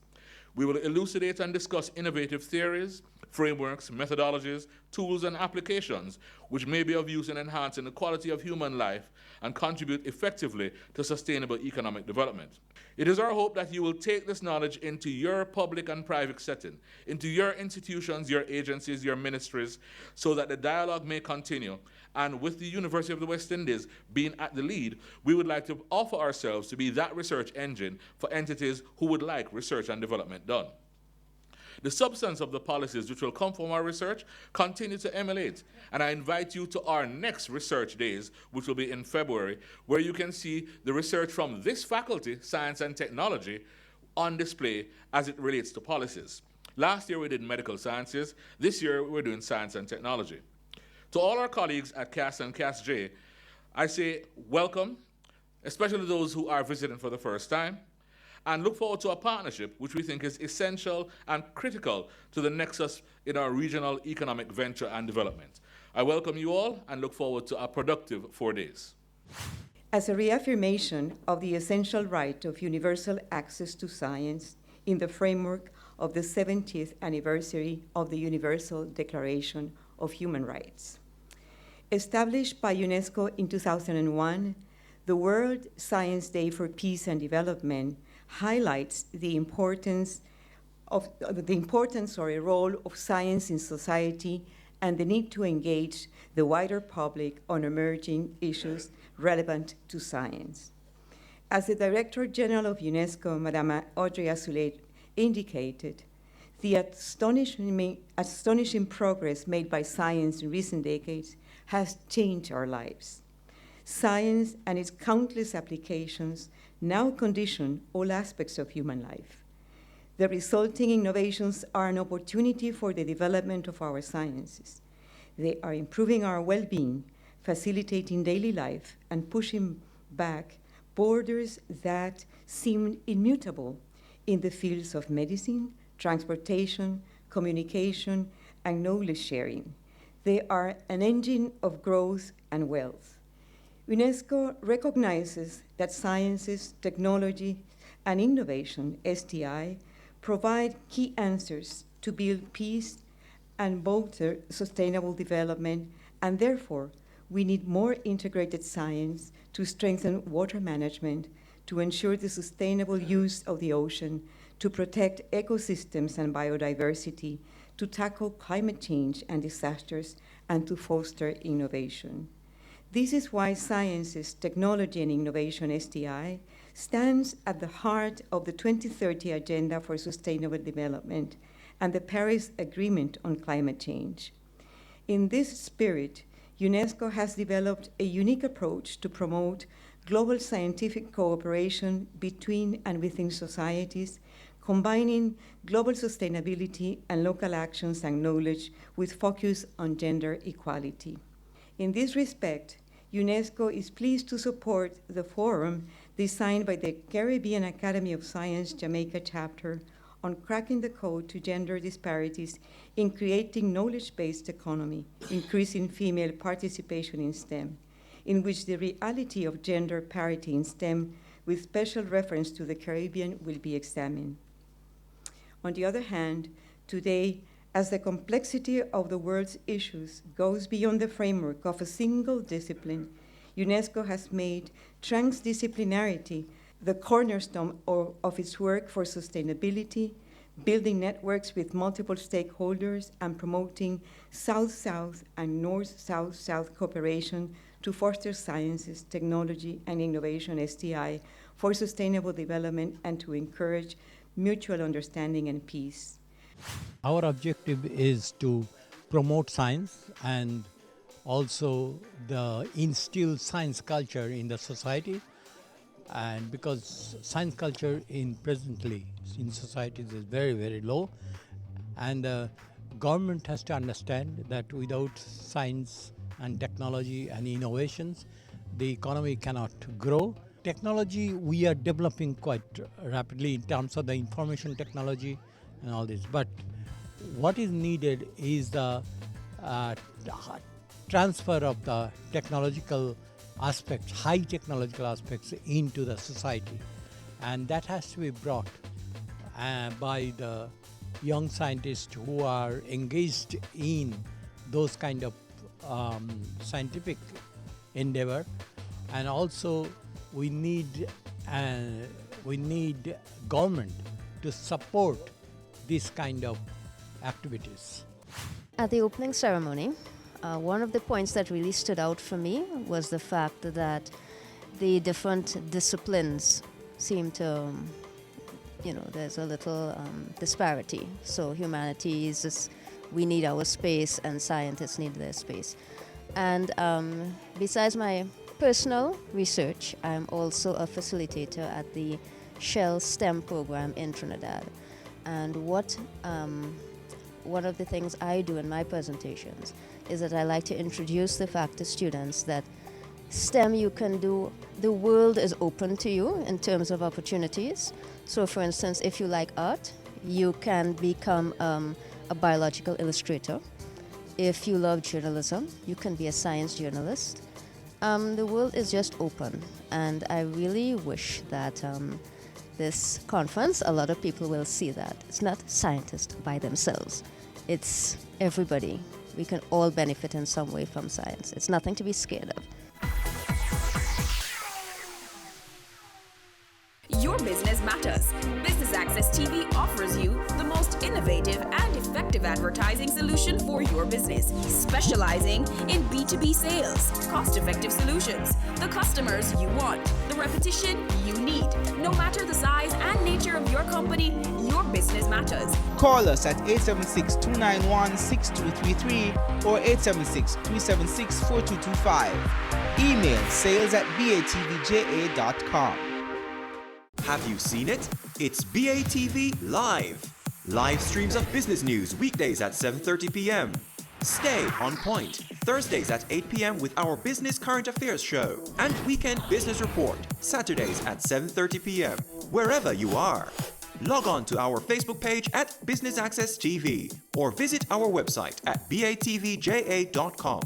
Live and at your fingertips. Business Access TV. Serious about business.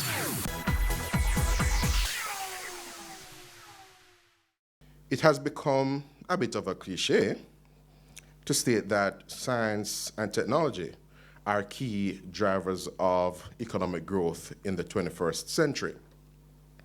Many researchers have pointed to the Industrial Revolution of the 19th century and the scientific revolution of the 20th century as setting the conditions that have given rise to today's global knowledge-based creative economy. Nowhere is the impact of science and technology on our lives more obvious than in the rapid innovations in communications and computing technologies, leading to more countries being able to participate more fully in the global economy.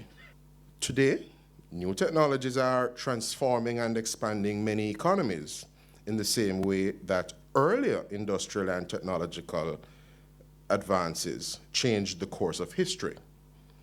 Indeed, a growing percentage of wealth in the world's largest economies is created by knowledge-based industries that rely heavily on human capital and technological innovation. We are, of course, challenged by the question, what exactly is this knowledge-based economy? The World Bank and the OECD have defined it as an economy where knowledge is created, acquired, transmitted, and used effectively and creatively by organizations, enterprises, individuals, and communities to develop groundbreaking ideas and models. One example, often cited, of an economy that was rapidly transformed by an embrace of science and technology is that of South Korea. Its rapid progress in the knowledge and information revolution was attributed, to a large extent, to its widespread internet usage. The government recognized very early the need for the country to get connected to the web, and in the late 1990s invested heavily in broadband infrastructure. Privatization and deregulation in the telecom sector also led to South Korea being amongst the most wired nations in the world, with over 80% of households hooked up to broadband. Well, what of us here in the Caribbean?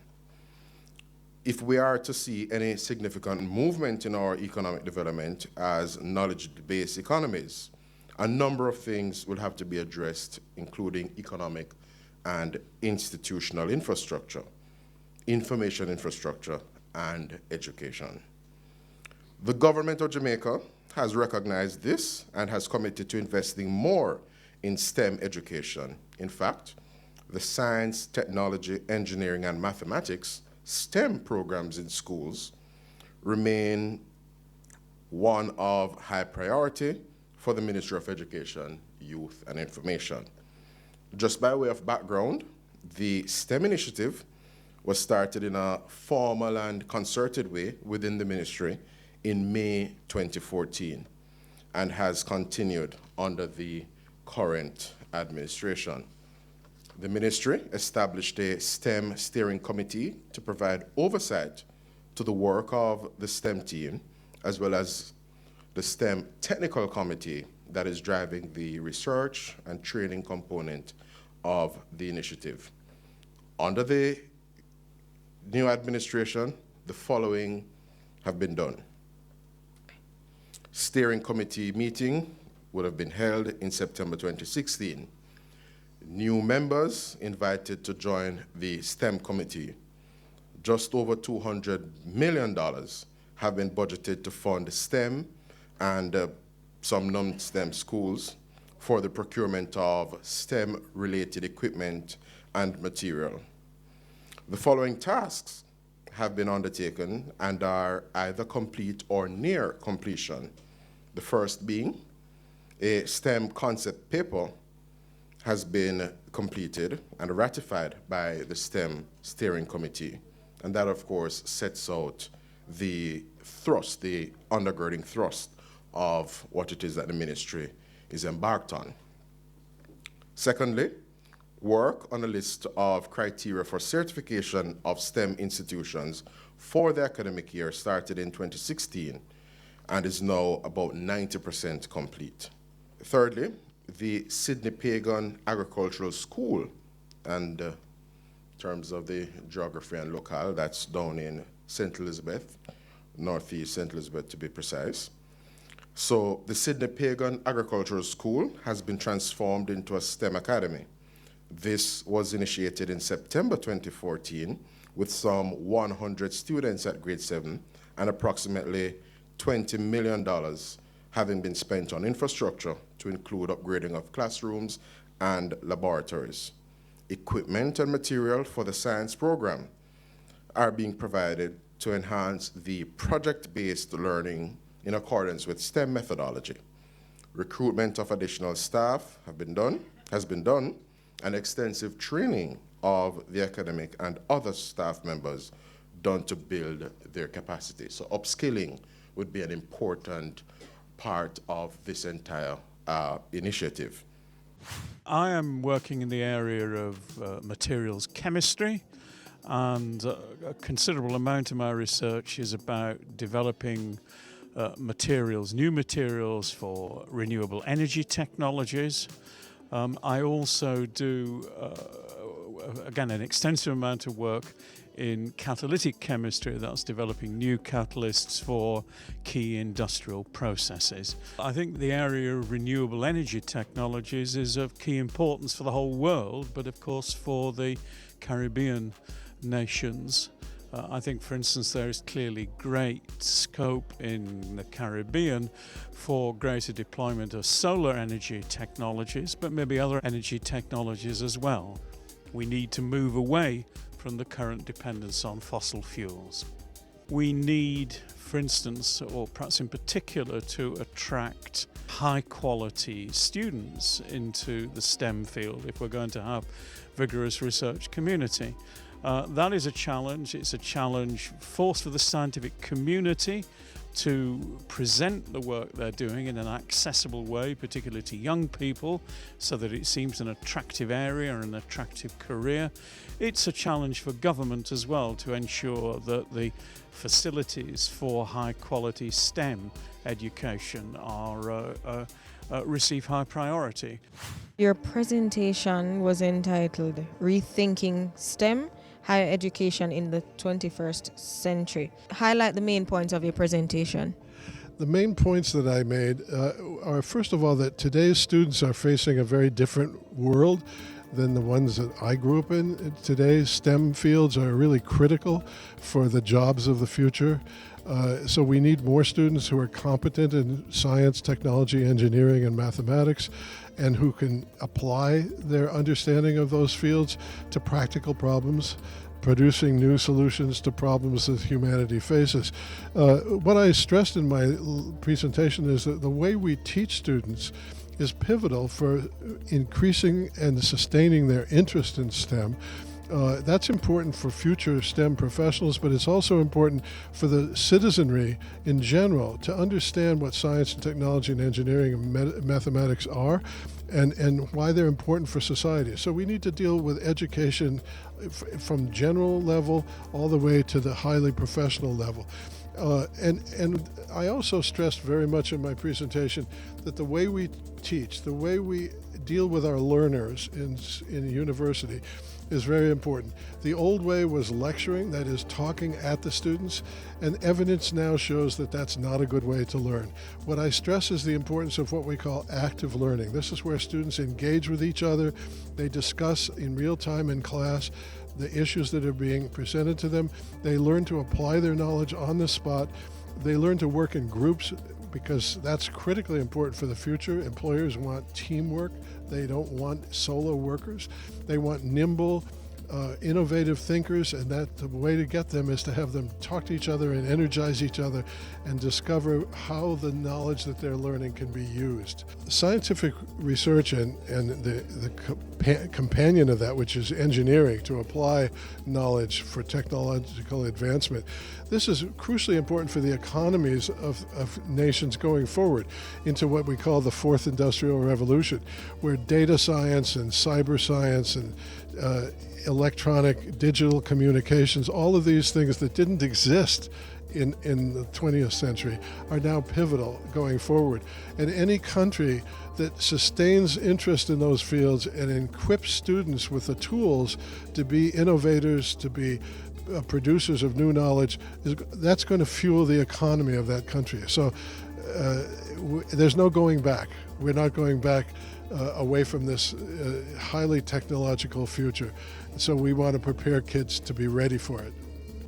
We're an investment management company. We're a licensed securities dealer, and we trade and invest mainly in US dollar denominated securities that trade on the global market, and mainly fixed income securities, bonds, and so on. Those are the main products that we offer for our clients. And our clients are mainly people looking for medium to long-term investments that will retain their value and give them a good return.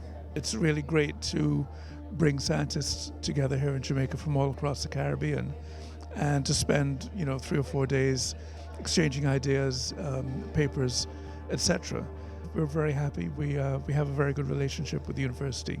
We are the investment house of choice for the discerning investors, the people who are looking for medium to long-term returns, people investing for their pensions, any sort of medium to long-term investment.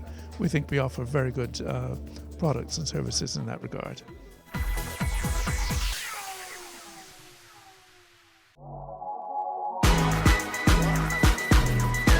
The Good Life, your trusted source for useful health and wellness information, lifestyle tips for the mind, body, and soul.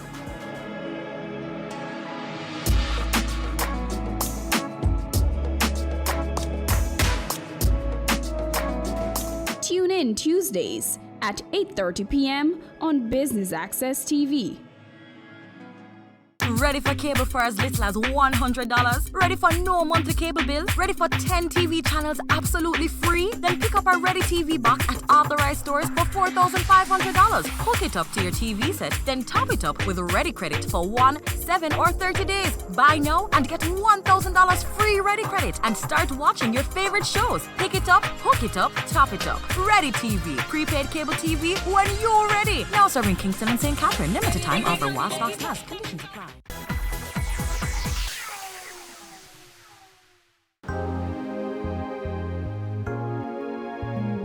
So we're here with Kiara Cosmetics, a wellness and beauty company that specializes in all natural products that are designed to enhance your beauty naturally. And we utilize Jamaican materials, indigenous Jamaican plant extracts and essential oils to bring out that key properties that will give you what you need to help take care of your skin, hair, and nails. So Kiara Cosmetics, we formulate unique products, and our products are really geared towards our population, because what you find on our markets is flooded with imported products that we're developing in European markets or with persons with different physiological profile than we have. So Kiara Cosmetics products are specially designed, expertly formulated, taking all these things in mind. So when you utilize your products, you actually get the benefits that you wanted and what the products were intended for. Cosmetics is a science. It's a very intense science. As a matter of fact, it's a very specialized area that you have to study and be trained in. When you know your ingredients, know how they function, and not just how they function as individual ingredients, but in combination with each other, is very essential, and that's what science does when you're talking about cosmetic chemistry. So the response has been good, especially from the audience as well. A lot of persons coming in and having that confidence, knowing that the products were developed by a chemist. It actually helps, and knowing that I'm UWI bred, that also goes a long way. So it has been phenomenal. So our products are available right across Jamaica. They're also available in the US. We ship to the US. We actually keep inventory in New York. So you can order online at www.kiaracosmetics.com. You can follow us on Instagram as well as on Facebook, where you can keep up to date with what is happening. We also have a blog on our website that is teaching persons general knowledge about taking care of their hair, skin, and nails, because what we really believe in is not just beauty, but your natural beauty and enhancing that natural beauty. We all have issues. We all have something or another that we are not so confident about, and that's what Kiara Cosmetics is about. How do you build that confidence without putting on too much, without changing who you are? So what we're doing is enhancing your natural beauty. Well, Conrad Douglas and Associates and its subsidiary Estec are the pioneering companies in the Caribbean, Jamaica, for environmental management and project development and feasibility analysis. Conrad Douglas & Associates Limited was established 33 years ago, so we're heading into our 34th year. ESTEC, which is a subsidiary, was established 23 years ago, so that's 24 years in the industry. We have done significant work in Jamaica in all industries, tourism, bauxite, and we have also worked internationally in a number of industries within the Caribbean also, so our experience is very international. Presently, we're very active also now in the environmental management and project development phase, and we are integrally now into the energy sector transformation with natural gas, where we are doing the environmental management for New Fortress Energy, who is bringing natural gas to a number of entities within the Jamaican economy. So this speaks very well for the industry, because it now opens up these companies to the need for significant and proper environmental management and planning to ensure that we in Jamaica are protecting our natural resources while we advance the economy. And it can be done, and that is what we have been doing for the last 34 years. We have been developing projects, implementing them, and ensuring that the environment is protected. We are engaged in sustainable development at its highest level. CAS is the Caribbean Academy of Sciences, and now we are premier sponsors for this event. And it is a very good partnership because we are in the business of science and technology and information. And this year's theme of using science and technology as a vehicle for development is well within our mantra and our, what we believe should be the guiding vehicle for development: science, technology, and information.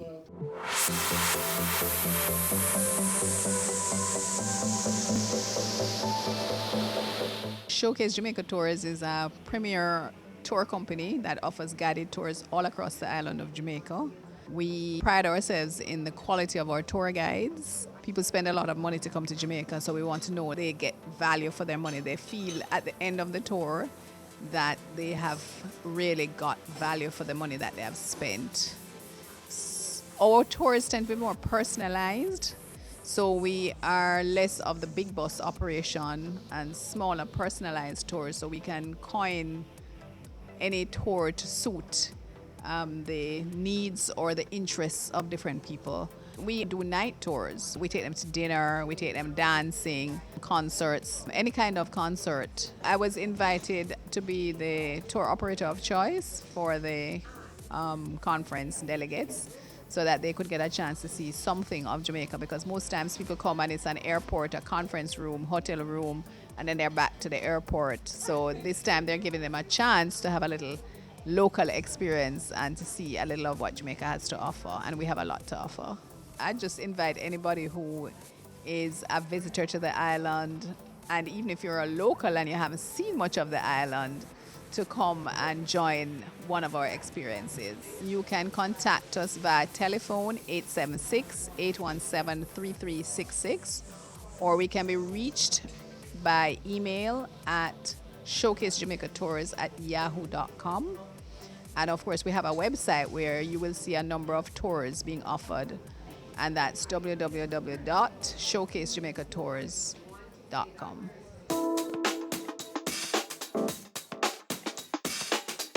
That was CASJ's 21st General Meeting and Conference held at the UWI Mona. Thanks for tuning into Business Access TV, serious about business.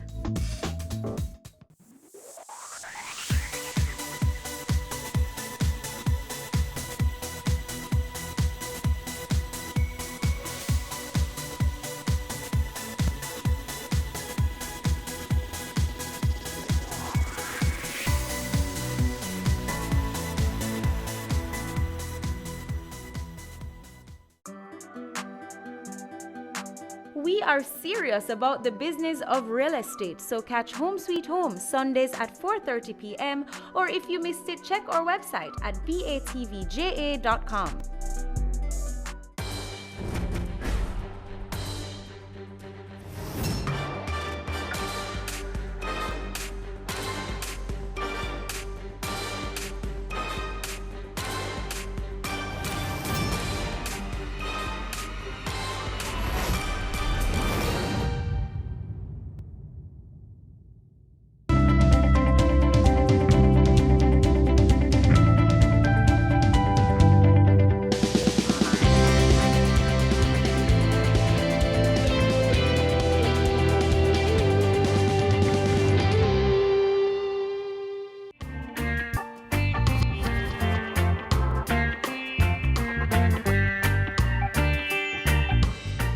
Greetings, I am Randy McLaren, co-founder and managing director of Brescia Enterprises.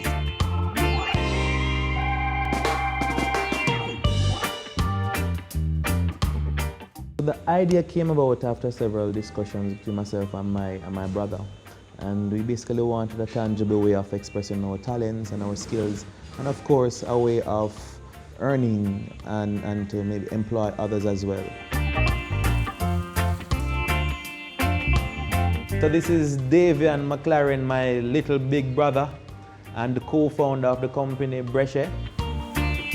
He's the lead designer in the company. So whatever design is to come out, he's in charge of that, to monitor the quality and all them stuff there. At the time, he was working at a department store in downtown Kingston. Minimum wage, it wasn't all that good, and he wasn't using his skill set. And so we decided to take a plunge after we arrived at a decision to start this company called Brescia. And we decided to start with bags because there was a market. After doing our research, there was a market and there was no established brand this side of the world, none in Jamaica. And we import some 600,000 backpacks alone per year, and that's over 300 million Jamaican dollars. And so we decided to start Brescia on our veranda with two brothers, an old machine, and big dreams.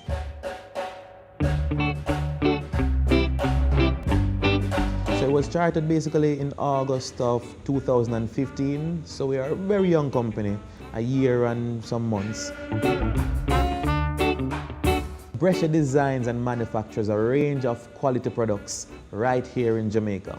And the quality products that we've decided to start with, it's not limited to bags, but we've started with bags. And so we do backpacks, we do lunch kits, we do pencil cases, we do tote bags, we can do travel bag, we can do gym bag. You see the RM on it, it's fully customized. RM Randy McLaren.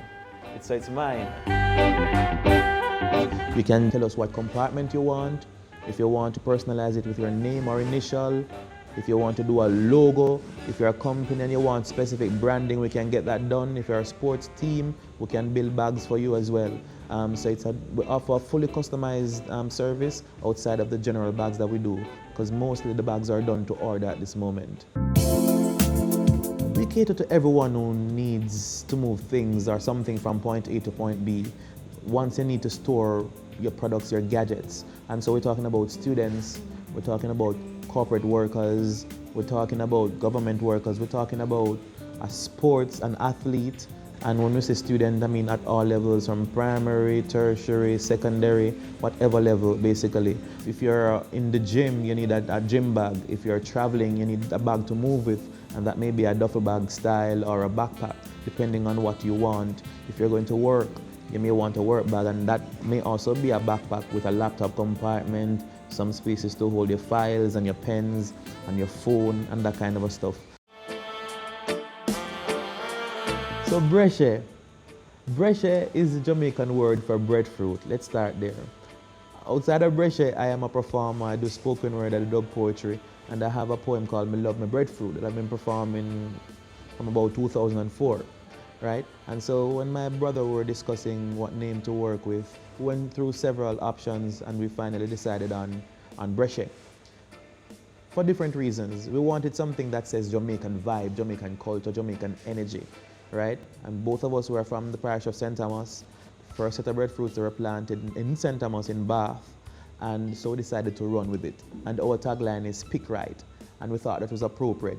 When you see all the other bags, just pick right and pick the Brescia. So initially, we didn't use any external funding. We pooled what we had in-house, and so we were able to buy our first second-hand industrial sewing machine. So we could have parked the domestic machine, the old one. So that was our first move. And about 2 weeks after doing that, my brother resigned from his 9-to-5 at the department store downtown, and we decided to go full speed with Brescia. And then we bought our first set of fabric, all the accessories, the zips, the buckles, and all those things that you need to put a full bag together. The company is pretty stable. We work on a custom order basis. and before a bag is made, we require a 50% deposit.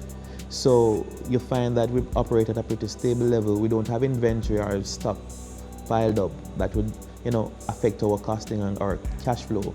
But the problem we face now is that we need to scale. And so we've gotten a grant from DBJ through the Ignite program. We've also been awarded a loan through the Branson Center of Entrepreneurship and the Arthur Guinness Foundation, where we got a special interest rate, I think 4%.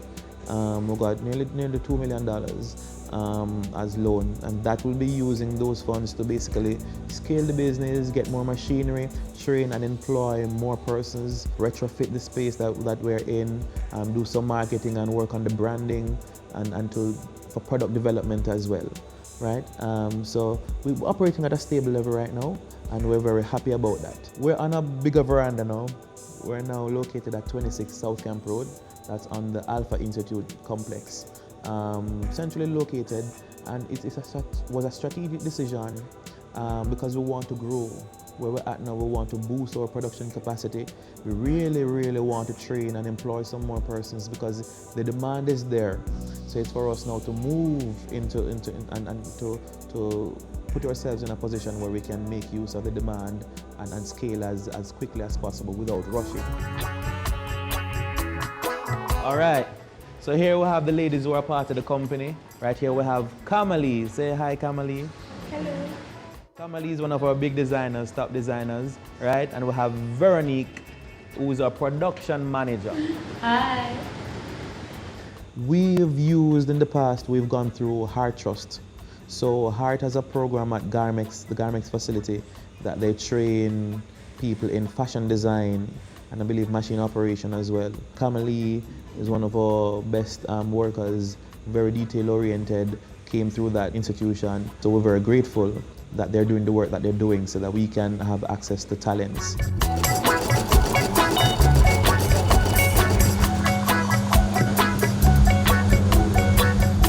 It's a pretty nice culture. It's mainly young people. I mean, working with young people, you'll always have your challenges because young people want up on them phone and them want to do fun things, right? And so we try to make the environment as light as possible, as relaxed as possible. We try to engender a family vibe, a family energy, where everyone feel comfortable talking to each other, where everyone feel comfortable sharing and learning at the same time. What we're working on is building the right culture to be in line with our mandate, to pick right. Everything must be on point, everything must be right. And we're very serious about that. We're very serious about empowering each other. We're serious about growth. A typical day for us here is 8 hours for some of us. It is 12 hours for some of us. We start generally at 9. Sometimes we're here earlier than that. We go, some of us, to 5 o'clock.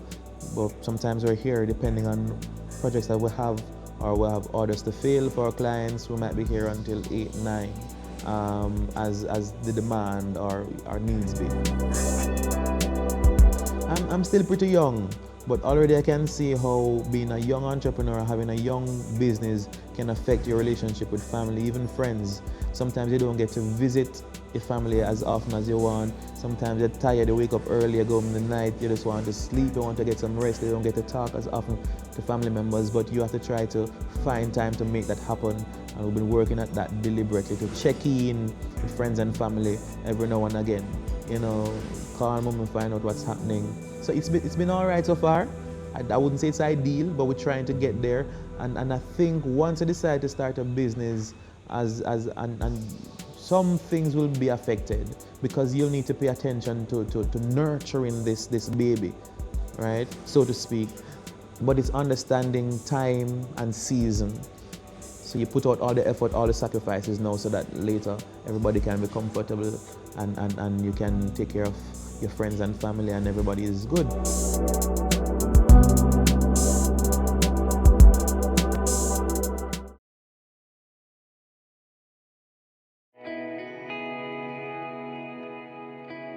Violence is bad. Violence against our innocent little children is terrible. Pretending not to notice when we know or suspect that a child is suffering is awful and morally wrong. In the words of the great Nelson Mandela, there can be no keener realization of a nation's soul than the way in which it treats its children. Think about that for a second. I have a voice. It's one of my gifts. I intend to use it on behalf of our children. No more violence against our children. Make your move to stop violence against our children right now. No more. No more. No more.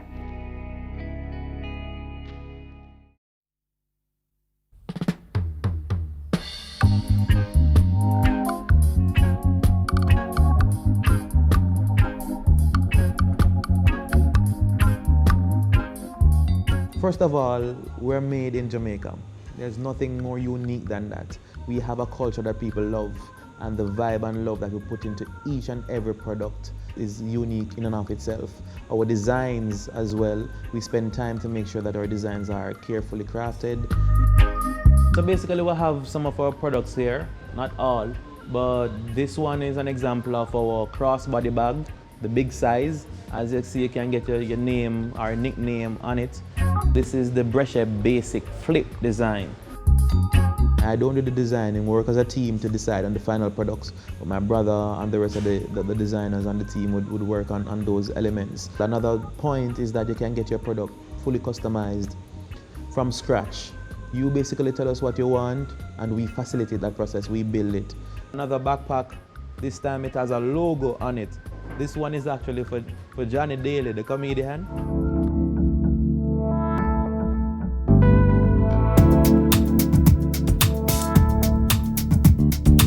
We have new ideas every day, and new ideas can come from any member of the team. Myself, my brother, Kamali, anybody who is a part of the team can, if they have an idea, we try to make it a space where everybody can share it, and we discuss it as a team if we think that can work or not. Would this look good for who?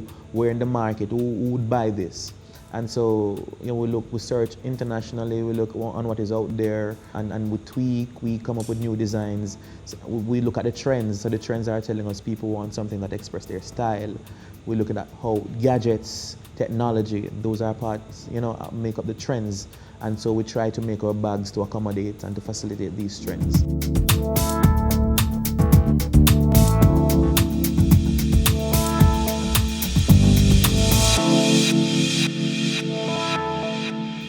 So we've used social media a lot. The Facebooks, the Instagram, the Twitter. We've used a lot, and so we get a lot of orders from online, through Facebook, through all those social media platforms. And so a logo, your colors, you want to be consistent with the postings online. You want to make sure the quality of your photos are high. And because some people believe that things that come from Jamaica are not of the highest quality, we have to make sure we push out with the best and we look good. Not just for the Jamaican market space, but regionally and internationally, because that's our outlook. It's very big, our plans are big, and so we have to act accordingly in terms of building the brand. Yeah? And so we have a lot of customers online, and we try to keep them up to speed and interact with them as much as possible.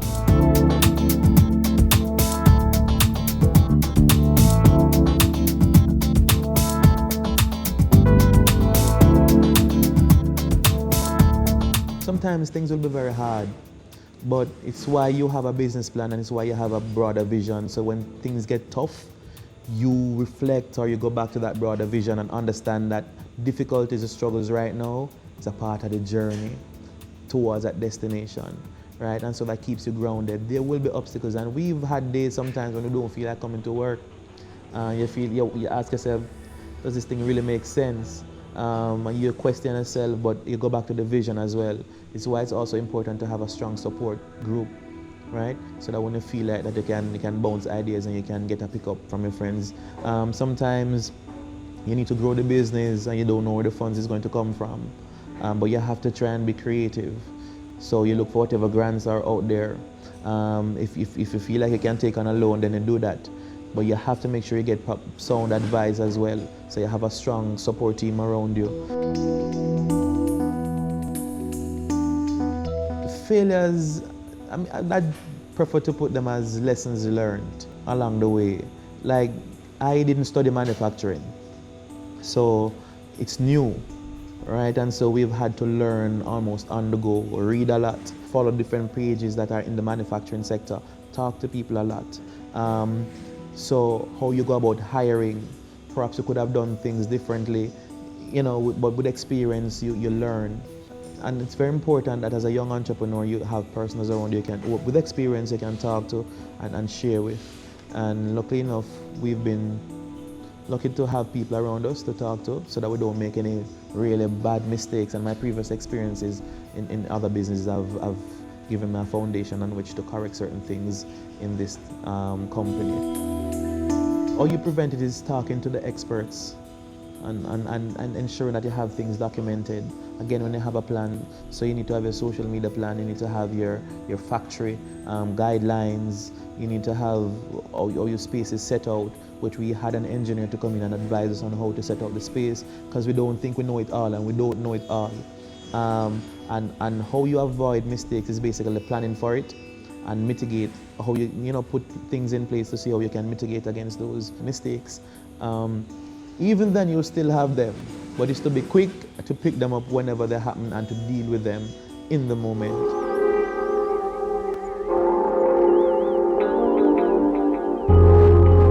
I love the team, I love the work that they do.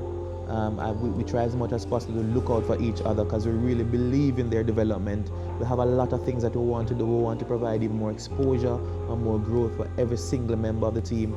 We want to make sure that they're properly taken care of, because we not just only have external customers. We see our team as the internal customers. The staff is very important.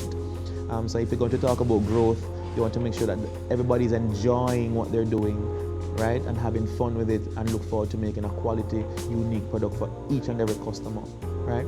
And then growth strategy now, we're talking about partnerships with certain government agencies, so we can get into the schools. We're talking about partnership with individual schools to do co-branded products. The most successful form of marketing has been the social media platforms. Outside of that, we've done events, expos, back-to-school events, festivals. Those work as well, where you can directly relate with your customers. But social media and event marketing are the two main ones that we've used. We've gotten some PR in the newspaper as well. We've been interviewed for television and the radio. Those work as well. But social media is I would say, those platforms have been our biggest success story, our biggest platform. We're aiming high, right? And we're willing to make whatever sacrifices we need to make.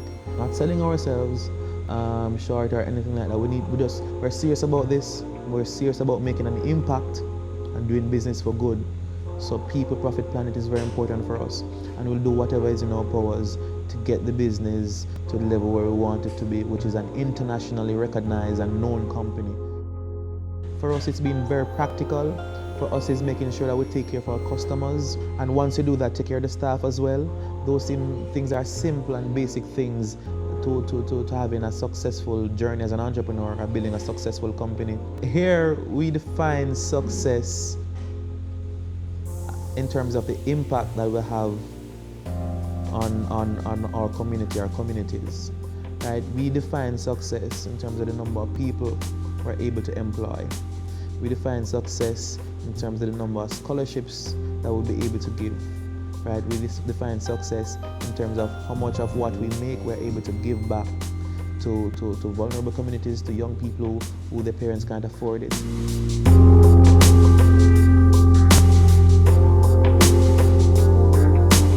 I don't know if I have a greatest fear. I don't get up any day thinking about fear. I know I have dreams and desires and desire to build a solid company, a reputable company, one that is known for making a solid impact, as I've mentioned before, one that is making money, one that is profitable, and one that is taking care of its environment, and one that's taking care of its people. And that is how I feel fulfilled. Definitely how I would feel fulfilled and feel as if we're in business to make an impact. Because a business exists to solve problems, right? A business exists to add value to people's lives. And if we're not doing that, might as well we lock down the store and just call it a day.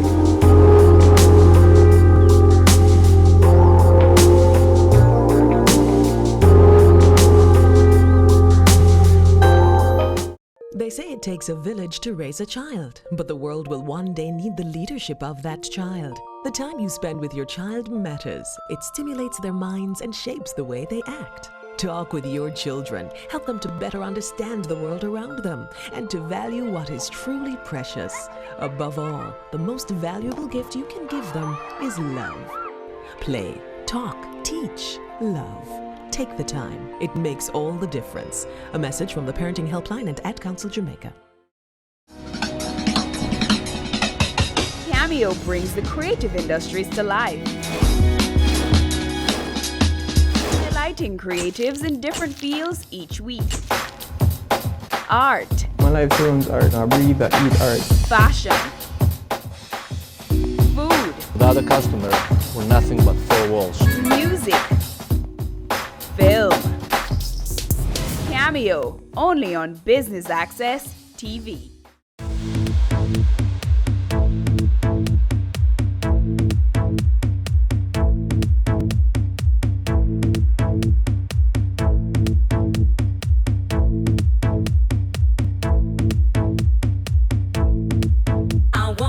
What motivates me is getting up every day knowing that I'm doing something that's making an impact, that's contributing to something that's positive. In my knowledge, we're building a legacy. We're building a company that has the potential to go big. That motivates me. The potential, the possibility of contributing to somebody's life, to employing others, to contributing to a scholarship, to contributing to the schools. Those things I'm passionate about, and they motivate me each and every single day. My family, they encourage you and motivate you, inspire you to do better and to be the best.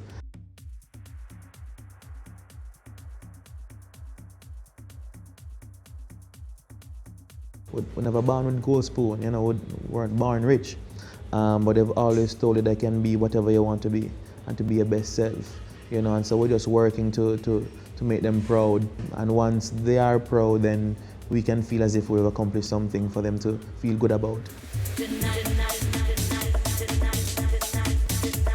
My favorite aspect of being an entrepreneur, wow. You're more in control of your time sometimes. Sometimes you don't have any time. But again, you have a platform where you can contribute to people's life. Again, my drive, passions, inspiration, and in terms of Brescia, the team. I don't currently sew, I don't stitch. If I try to stitch, I might stitch up my finger them. But a strong team. I'm a very driven individual. I've always been that type of a person who see something, see an opportunity, I'll go for it. I think just the thought of having started this company on our veranda, myself and my brother, and look at where it is now, where we are employing people and we're looking to employ more people and to train more people, where in a year we've done over 1,000 bags, $5 million in sales. We have our first retail arrangement now. We're looking to grow. People have ordered bags from overseas. We've sent people in Scotland back to school in our Brescia bag. We've sent people back to school in the US in a Brescia bag. You feel proud and you feel as if you're making an impact, you're making a mark, you're leaving a legacy. I love to watch football, I love football.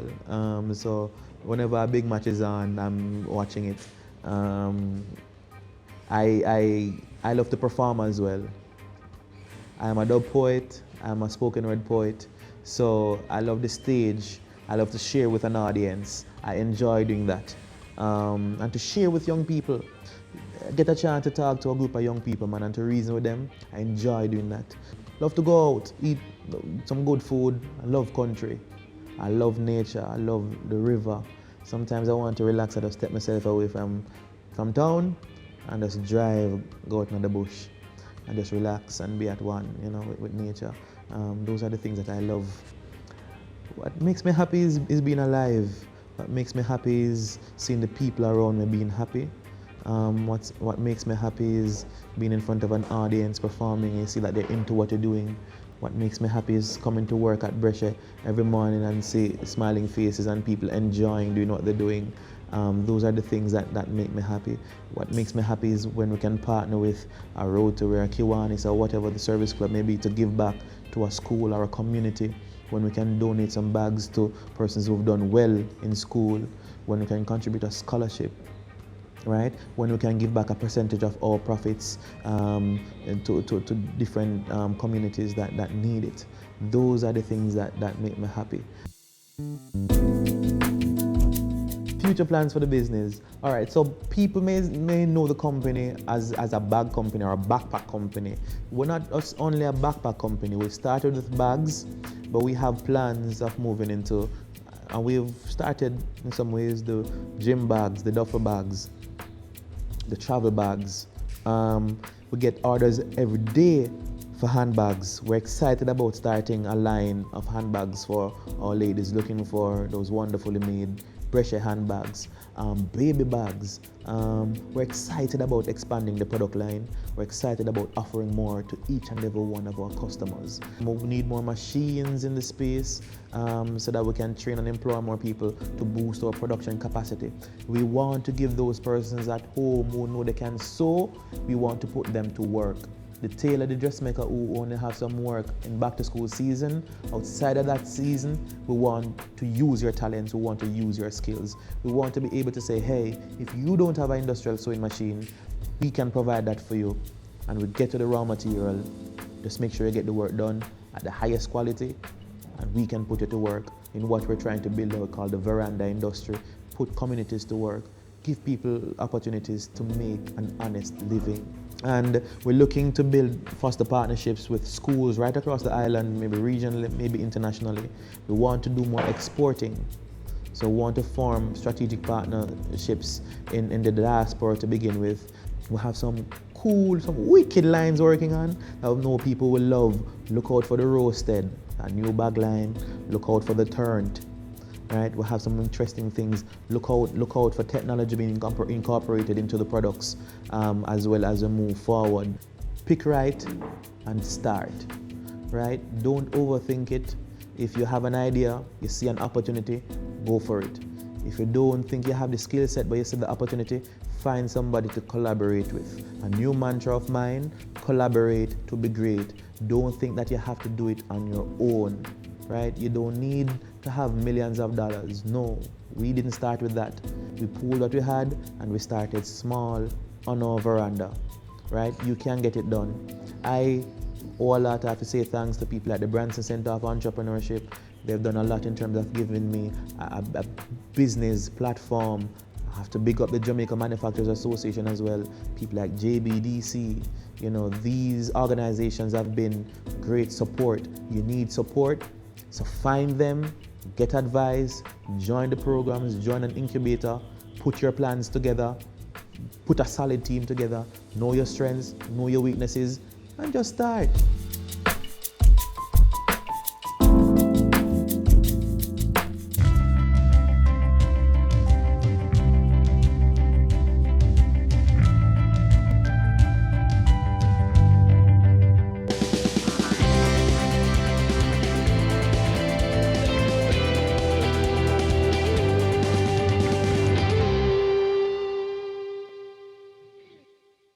Ready for cable for as little as $100? Ready for no monthly cable bill? Ready for 10 TV channels absolutely free? Then pick up our Ready TV box at authorized stores for $4,500. Hook it up to your TV set, then top it up with Ready Credit for 1, 7, or 30 days. Buy now and get $1,000 free Ready Credit and start watching your favorite shows. Pick it up, hook it up, top it up. Ready TV. Prepaid cable TV when you're ready. Now serving Kingston and St. Catherine. Limited time offer while stocks last. Conditions apply. An estimated $524 billion US was spent on software in 2013. The US Bureau of Labor Statistics projects software development-related roles and jobs at double the national average by 2020. How can our software industry grow? Stay tuned for Cameo.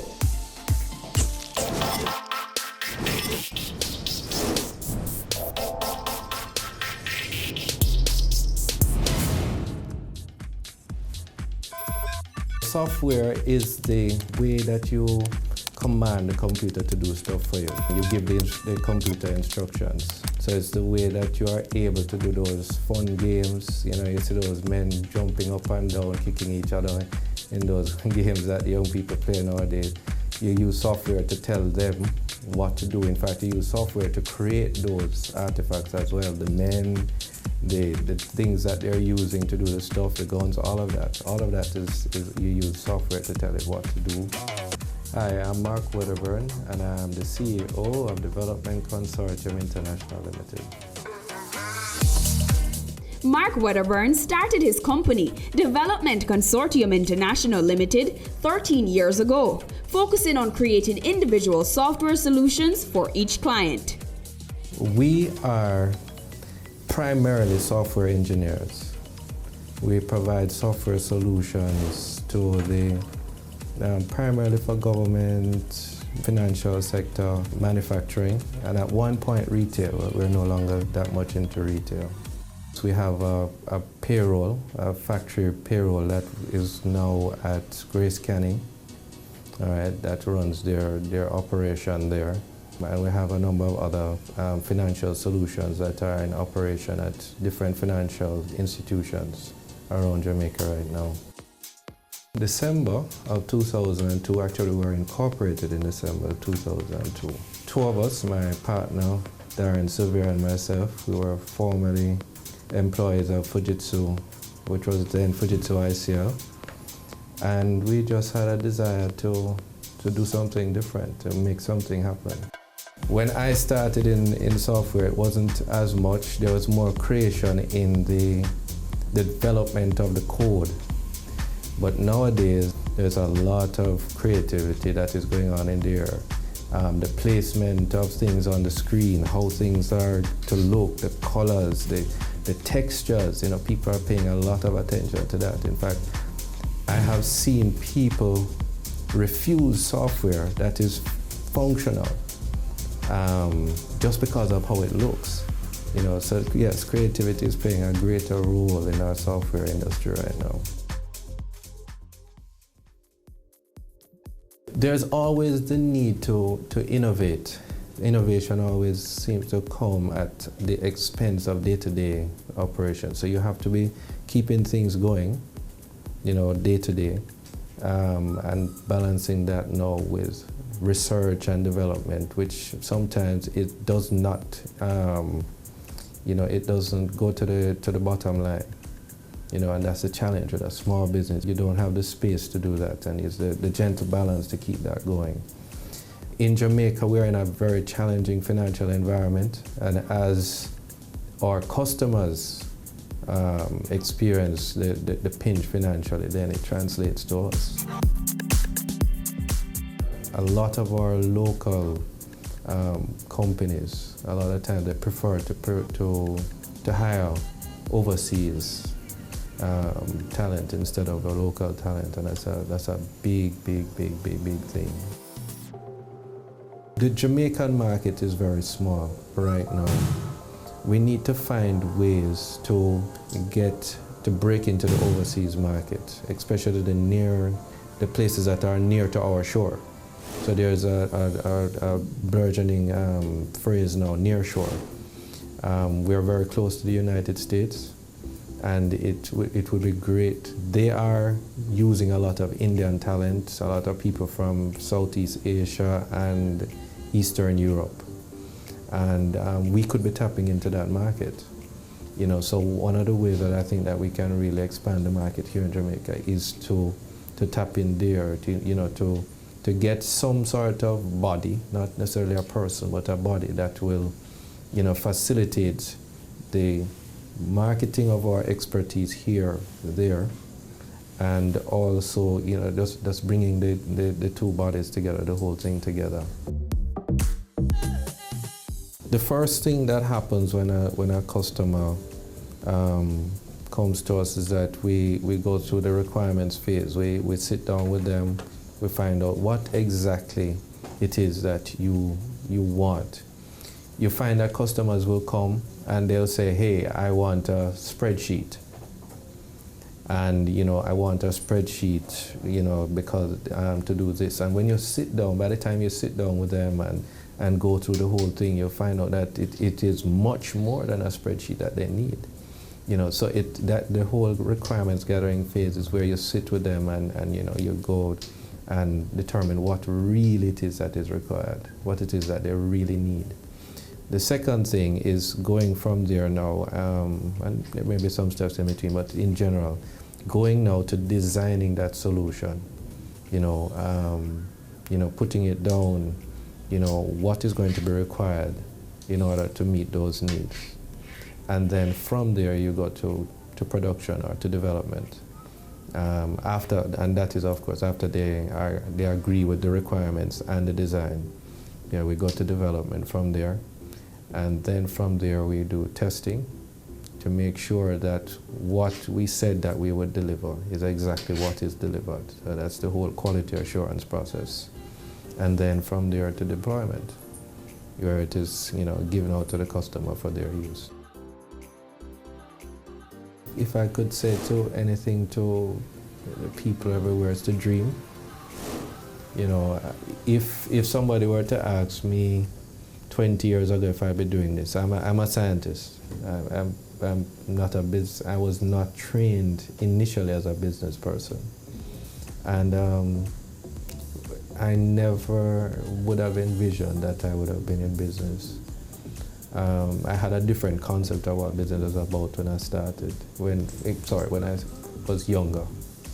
But I would say to young persons out there to dream, to think big and to decide that you're going to go out there and make it happen. And in fact, that's our mantra here, make it happen.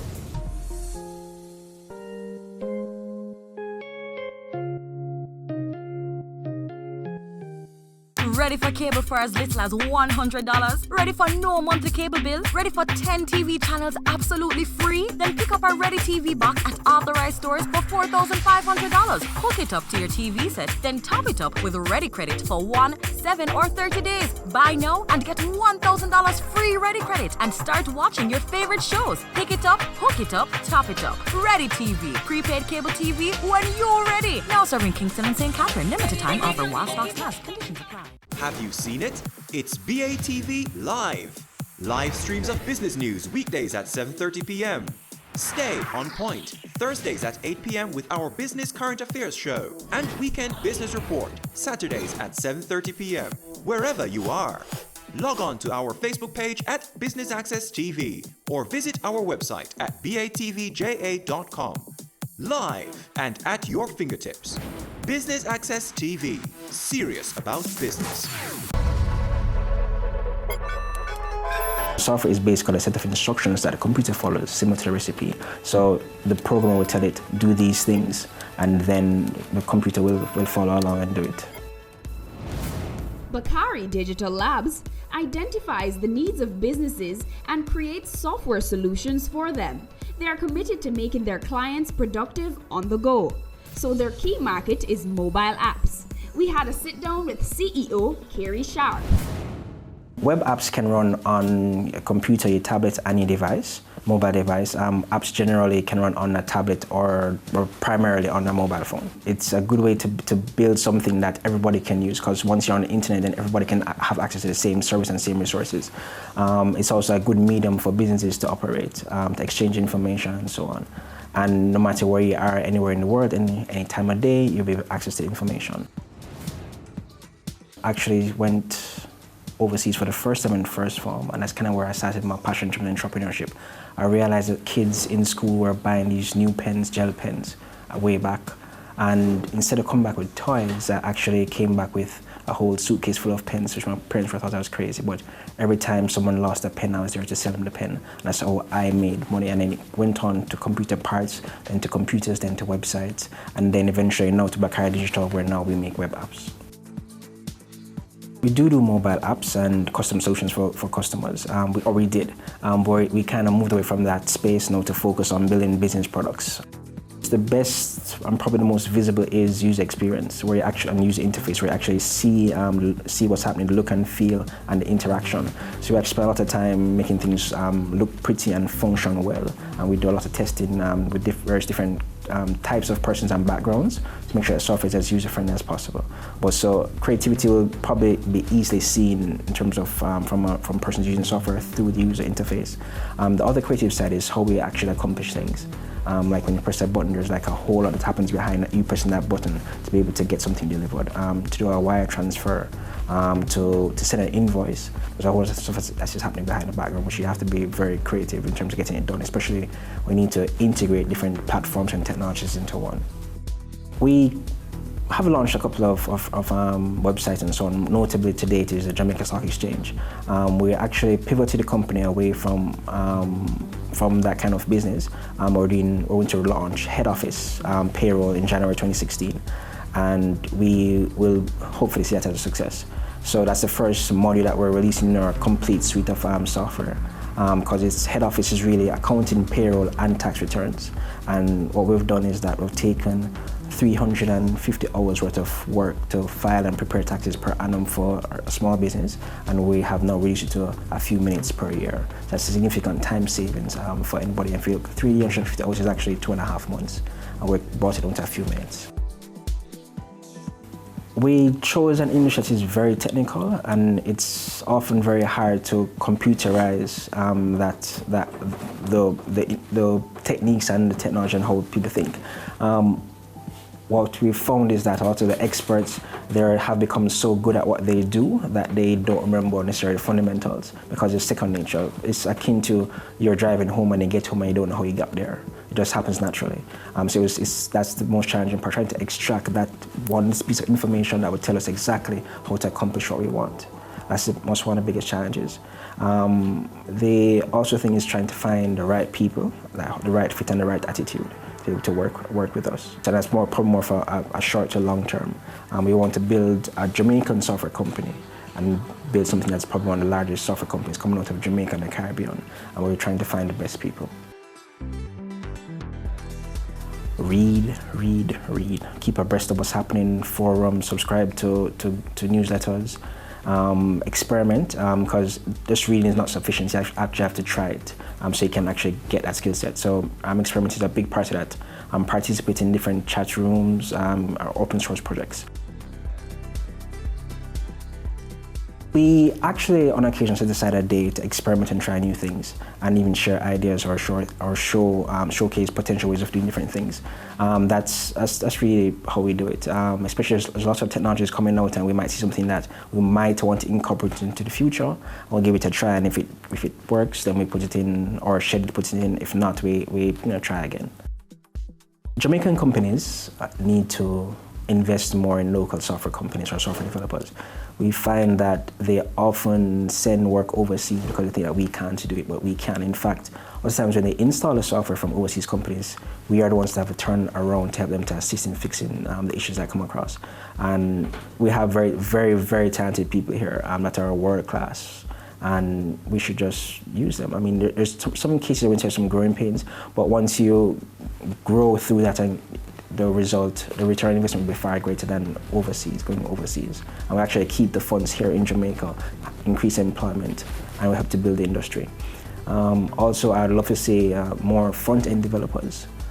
Traditionally, we have a lot of back-end developers. So it's the persons who look and feel of the application, more UX designers, how it flows, and more software entrepreneurs.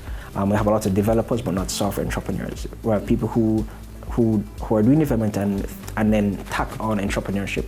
We want somebody who kind of has a mix of both. So I'd love to see more of that, so we can see more products coming out of Jamaica. As I've said before, I think software could become Jamaica's new bauxite, simply because it's a resource that can be multiplied easily. We also are able to earn foreign exchange, so therefore our dependencies on other international institutions to support the country will be less. Would also increase employment. If you look at companies like Facebook or Basecamp, which are billion-dollar companies, you only need one successful software company to kind of bring in that kind of revenue. And that could be a game changer for Jamaica. The amount of revenues in terms of taxes that we could have, better infrastructure, better roads, better healthcare, just from this one software company. So if I have multiple software companies, it increases the chance of us being a lot better country. If you want to find out more about the product, you can visit getheadoffice.com/TV. That's getheadoffice.com/. I'm Chris Williams, CEO for Proven. When I think of Business Access TV, two words come to mind: passion and performance. In the short space of time that they've been on air, has demonstrated clearly the Jamaican passion for anything that we set our minds to. They have approached television in the most creative and dynamic way, and I'm proud to see how this young station has evolved. In terms of performance, they back up what they say they're going to do. All their programs, all their packages, all their promotions are efficiently and effectively executed.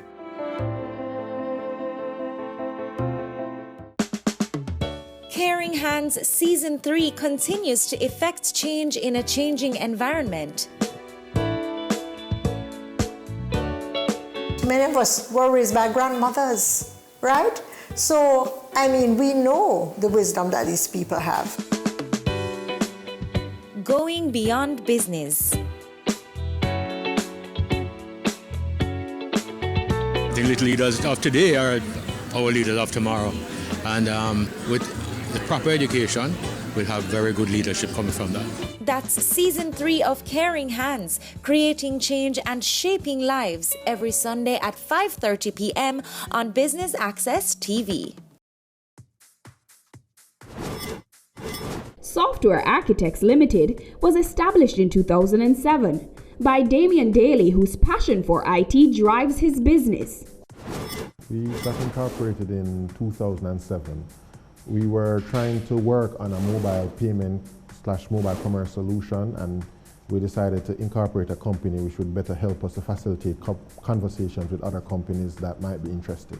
Blessed to do quite a few things. We have done the Jamaica Stock Exchange online trading portal this year, and while that was to us the first step in what is going to be a journey to get our traders to where international trading is, the feedback thus far has been very encouraging. And so I would definitely count that as this year's major success story for us. We have done Guardian Life online policy portal where you could go on and pay a policy. We have done Island Car Rental reservation website. We have done quite a few projects. We have actually, one of the things we have been working on is one of our own projects which we call Click, which is we've developed a software that allows you to sell credit from your phone, and another company has been incorporated to do that, and that's been going fairly okay as well. When somebody brings you in to build a software, they think it's they just tell us what they want, and a week later we'll come back with a solution, and it's not exactly like that. So what I realized, and when I got into the game, is Microsoft made computers, and they literally were more focused on functionality over look. Steve Jobs was more focused on look and appeal than functionality. While knowing that functionality is important, your software has a better opportunity to be successful if the people using it feel like it is tailored to them. It gives them a certain sense of ease, it gives them a certain sense of comfort. It's something that appeals to them, and they feel like it's there to support them. So when we get in, we take design very importantly. We take the aspect of the user experience to be critical to the success of the software. So we know when the client calls us, they say they want something to input people's name. That it sounds simple enough, but the process of the person who's going to input that name has to be so much thought through that the person who is doing it, it's seamless to them, it's something that they think helps them as opposed to another task or another effort that they have to put out to constantly get this thing done. So there is a level of creativity that goes into it, especially if you want to do something that appeals to users. right now what happens is it's hard to get into the long-term relationships with a lot of the corporate entities locally. And while a lot of software people say is that we're not given the opportunity, I think it's a little bit more twofold. The reality is, as small entities, it's harder for bigger entities to make that necessary investment to buy software with a small entity that might not be financially audited, that might not show a longevity in the industry. And so we, as software people, have to probably look at that a little bit more. But the corporate companies also need to understand that companies have to start from somewhere. And maybe what they need to do is be a little bit more risk-taking in saying, we have to invest in our own, for our own to grow, which will better serve us in the long run, instead of taking the easy way out and running overseas and paying a whole heap of money to get software and not develop another aspect of our industry here that could help with employment, could help with us being able to better grow our country. Because you're small, the client's expectations sometimes are numerous, and there's numerous things that you have to take care of. I mean, then there's the government stuff. I think the government likes to talk about how easy, we're now going up the index and how easy it is to do business. But I mean, when you are a businessman having to deal with those challenges day to day, dealing with the tax authorities, when you have to be dealing with the bureaucracy to get the paperwork needed to get certain things, it's kind of challenging. But I mean, as I say, I try to have a can-do attitude and just put them in a task list and get them done one by one. What we are doing is we are trying to do as much to grow, but we end up taking on a lot to pay the bills. Now, what that means is that and this is also a part of what is affecting the perception of us, is that there's a lot of big companies that have done work with some of these small companies that are not entirely happy because they didn't want to pay a lot. This company took on the project because they wanted the money, and they have taken on 10 or 15 other projects like that. And they are now stretched because if they are going to get more people in, it means they're going to have to get more money. So they are now trying to do 10 or 15 jobs with not nearly enough staff. So the experience for the companies that are paying them is not great, and they are now stressed. Eventually they can't continue their go to business, and a lot of that talent then flies overseas, where they're getting better salary, they're getting less work, and they're put in a better situation to succeed. So because of that, I would definitely, and have been suggesting, and it's something that I have done, where I've gone out to a couple of other small firms and said, instead of understand what is the market like, what the market is like, so let us collaborate.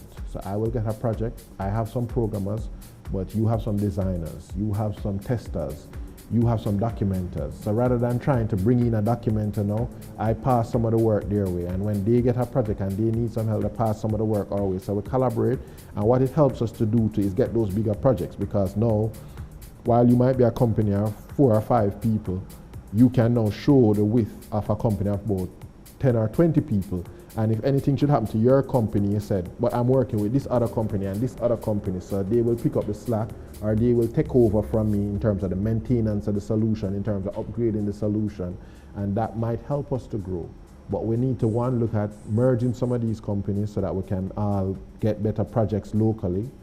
We need to look at the certification aspects of the people that's working with these companies, so that not only are we saying people can do the work, but they are certified and trained to do the work. And we need to look at basically the things we need to do in terms of good financial practices, setting up solid companies that are tax compliant, so that we can definitely show audited statements and stuff to big companies that will be comfortable to say this company has a financial history, they understand how to run a proper business, they are serious about the business they are running, they have the capable technical personnel that we need to do the work properly, and therefore they will be more comforting in trying to give companies like that an opportunity to do more. We need to definitely invest in some software, not just in the sense that we need to build software, not because the client wants it, but we need to start looking at like mobile application development as a means, get some apps out there that earning revenue. We need to build solutions and carry them to companies that can help companies to grow, and start looking, instead of just doing consultation work, really start looking in building stuff that might be able to sell internationally. Export is where we need to take it, not just from the call center side of things, but from the development side of things. There's a huge opportunity to be nearshore partners to a lot of the North American companies, because going to India and doing business with India is not as feasible as it once was. And so I've known that a lot of overseas companies are in fact looking for talent locally to support their development teams in their country to help them do more work at a cheaper rate. So these are some of the things we may need to explore. That's it this week for Cameo, where we took a look at the emerging software industry in Jamaica. I've been your host, Amita Prasad Webb.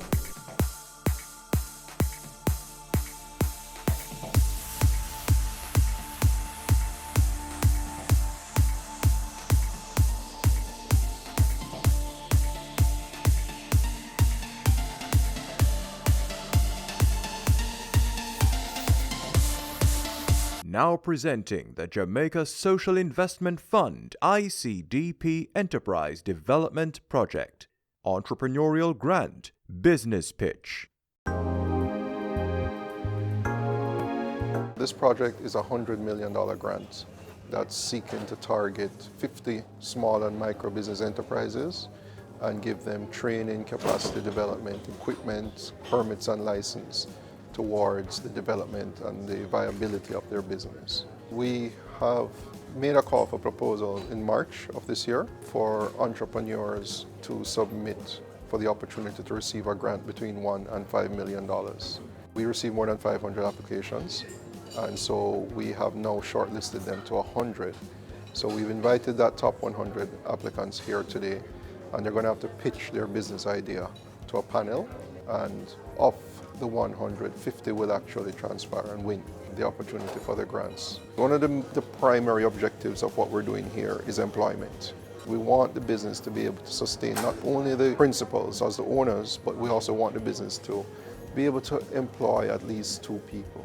The next part of it, as we do in all of our projects like this, is it provides a learning instrument of how we can engage small and micro enterprises and take them to the next level. Why we're doing this rigorous process, because we want to identify the best potential entrepreneurs for this project. And that we are speaking about a loan, so we want to ensure that the applicants are committed, and that from a sustainability point of view, that upon receiving the support from JSIP, that in 2-3 years the enterprises will still be operational and the broader objective of the project would be achieved. Once we have now equipped them and they should be ready to start the production line going, we'll then have a mentorship component.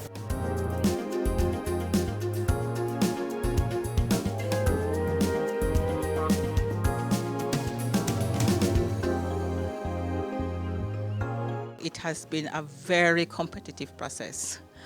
Jamaica is filled with persons with drive and passion. We're expecting that the best will be selected, and then for those who are not successful, we are also hoping to link them to other providers of services, because I'm telling you today, from what I've seen, it is an excellent opportunity.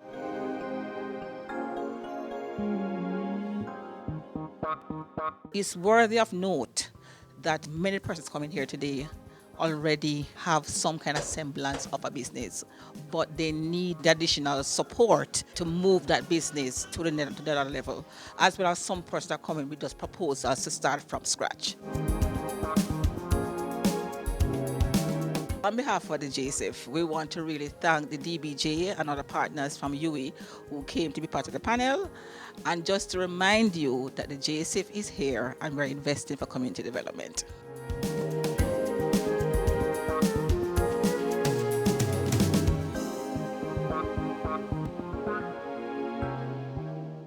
It's Season 12, and Wealth Magazine Business Access is here to keep you business savvy.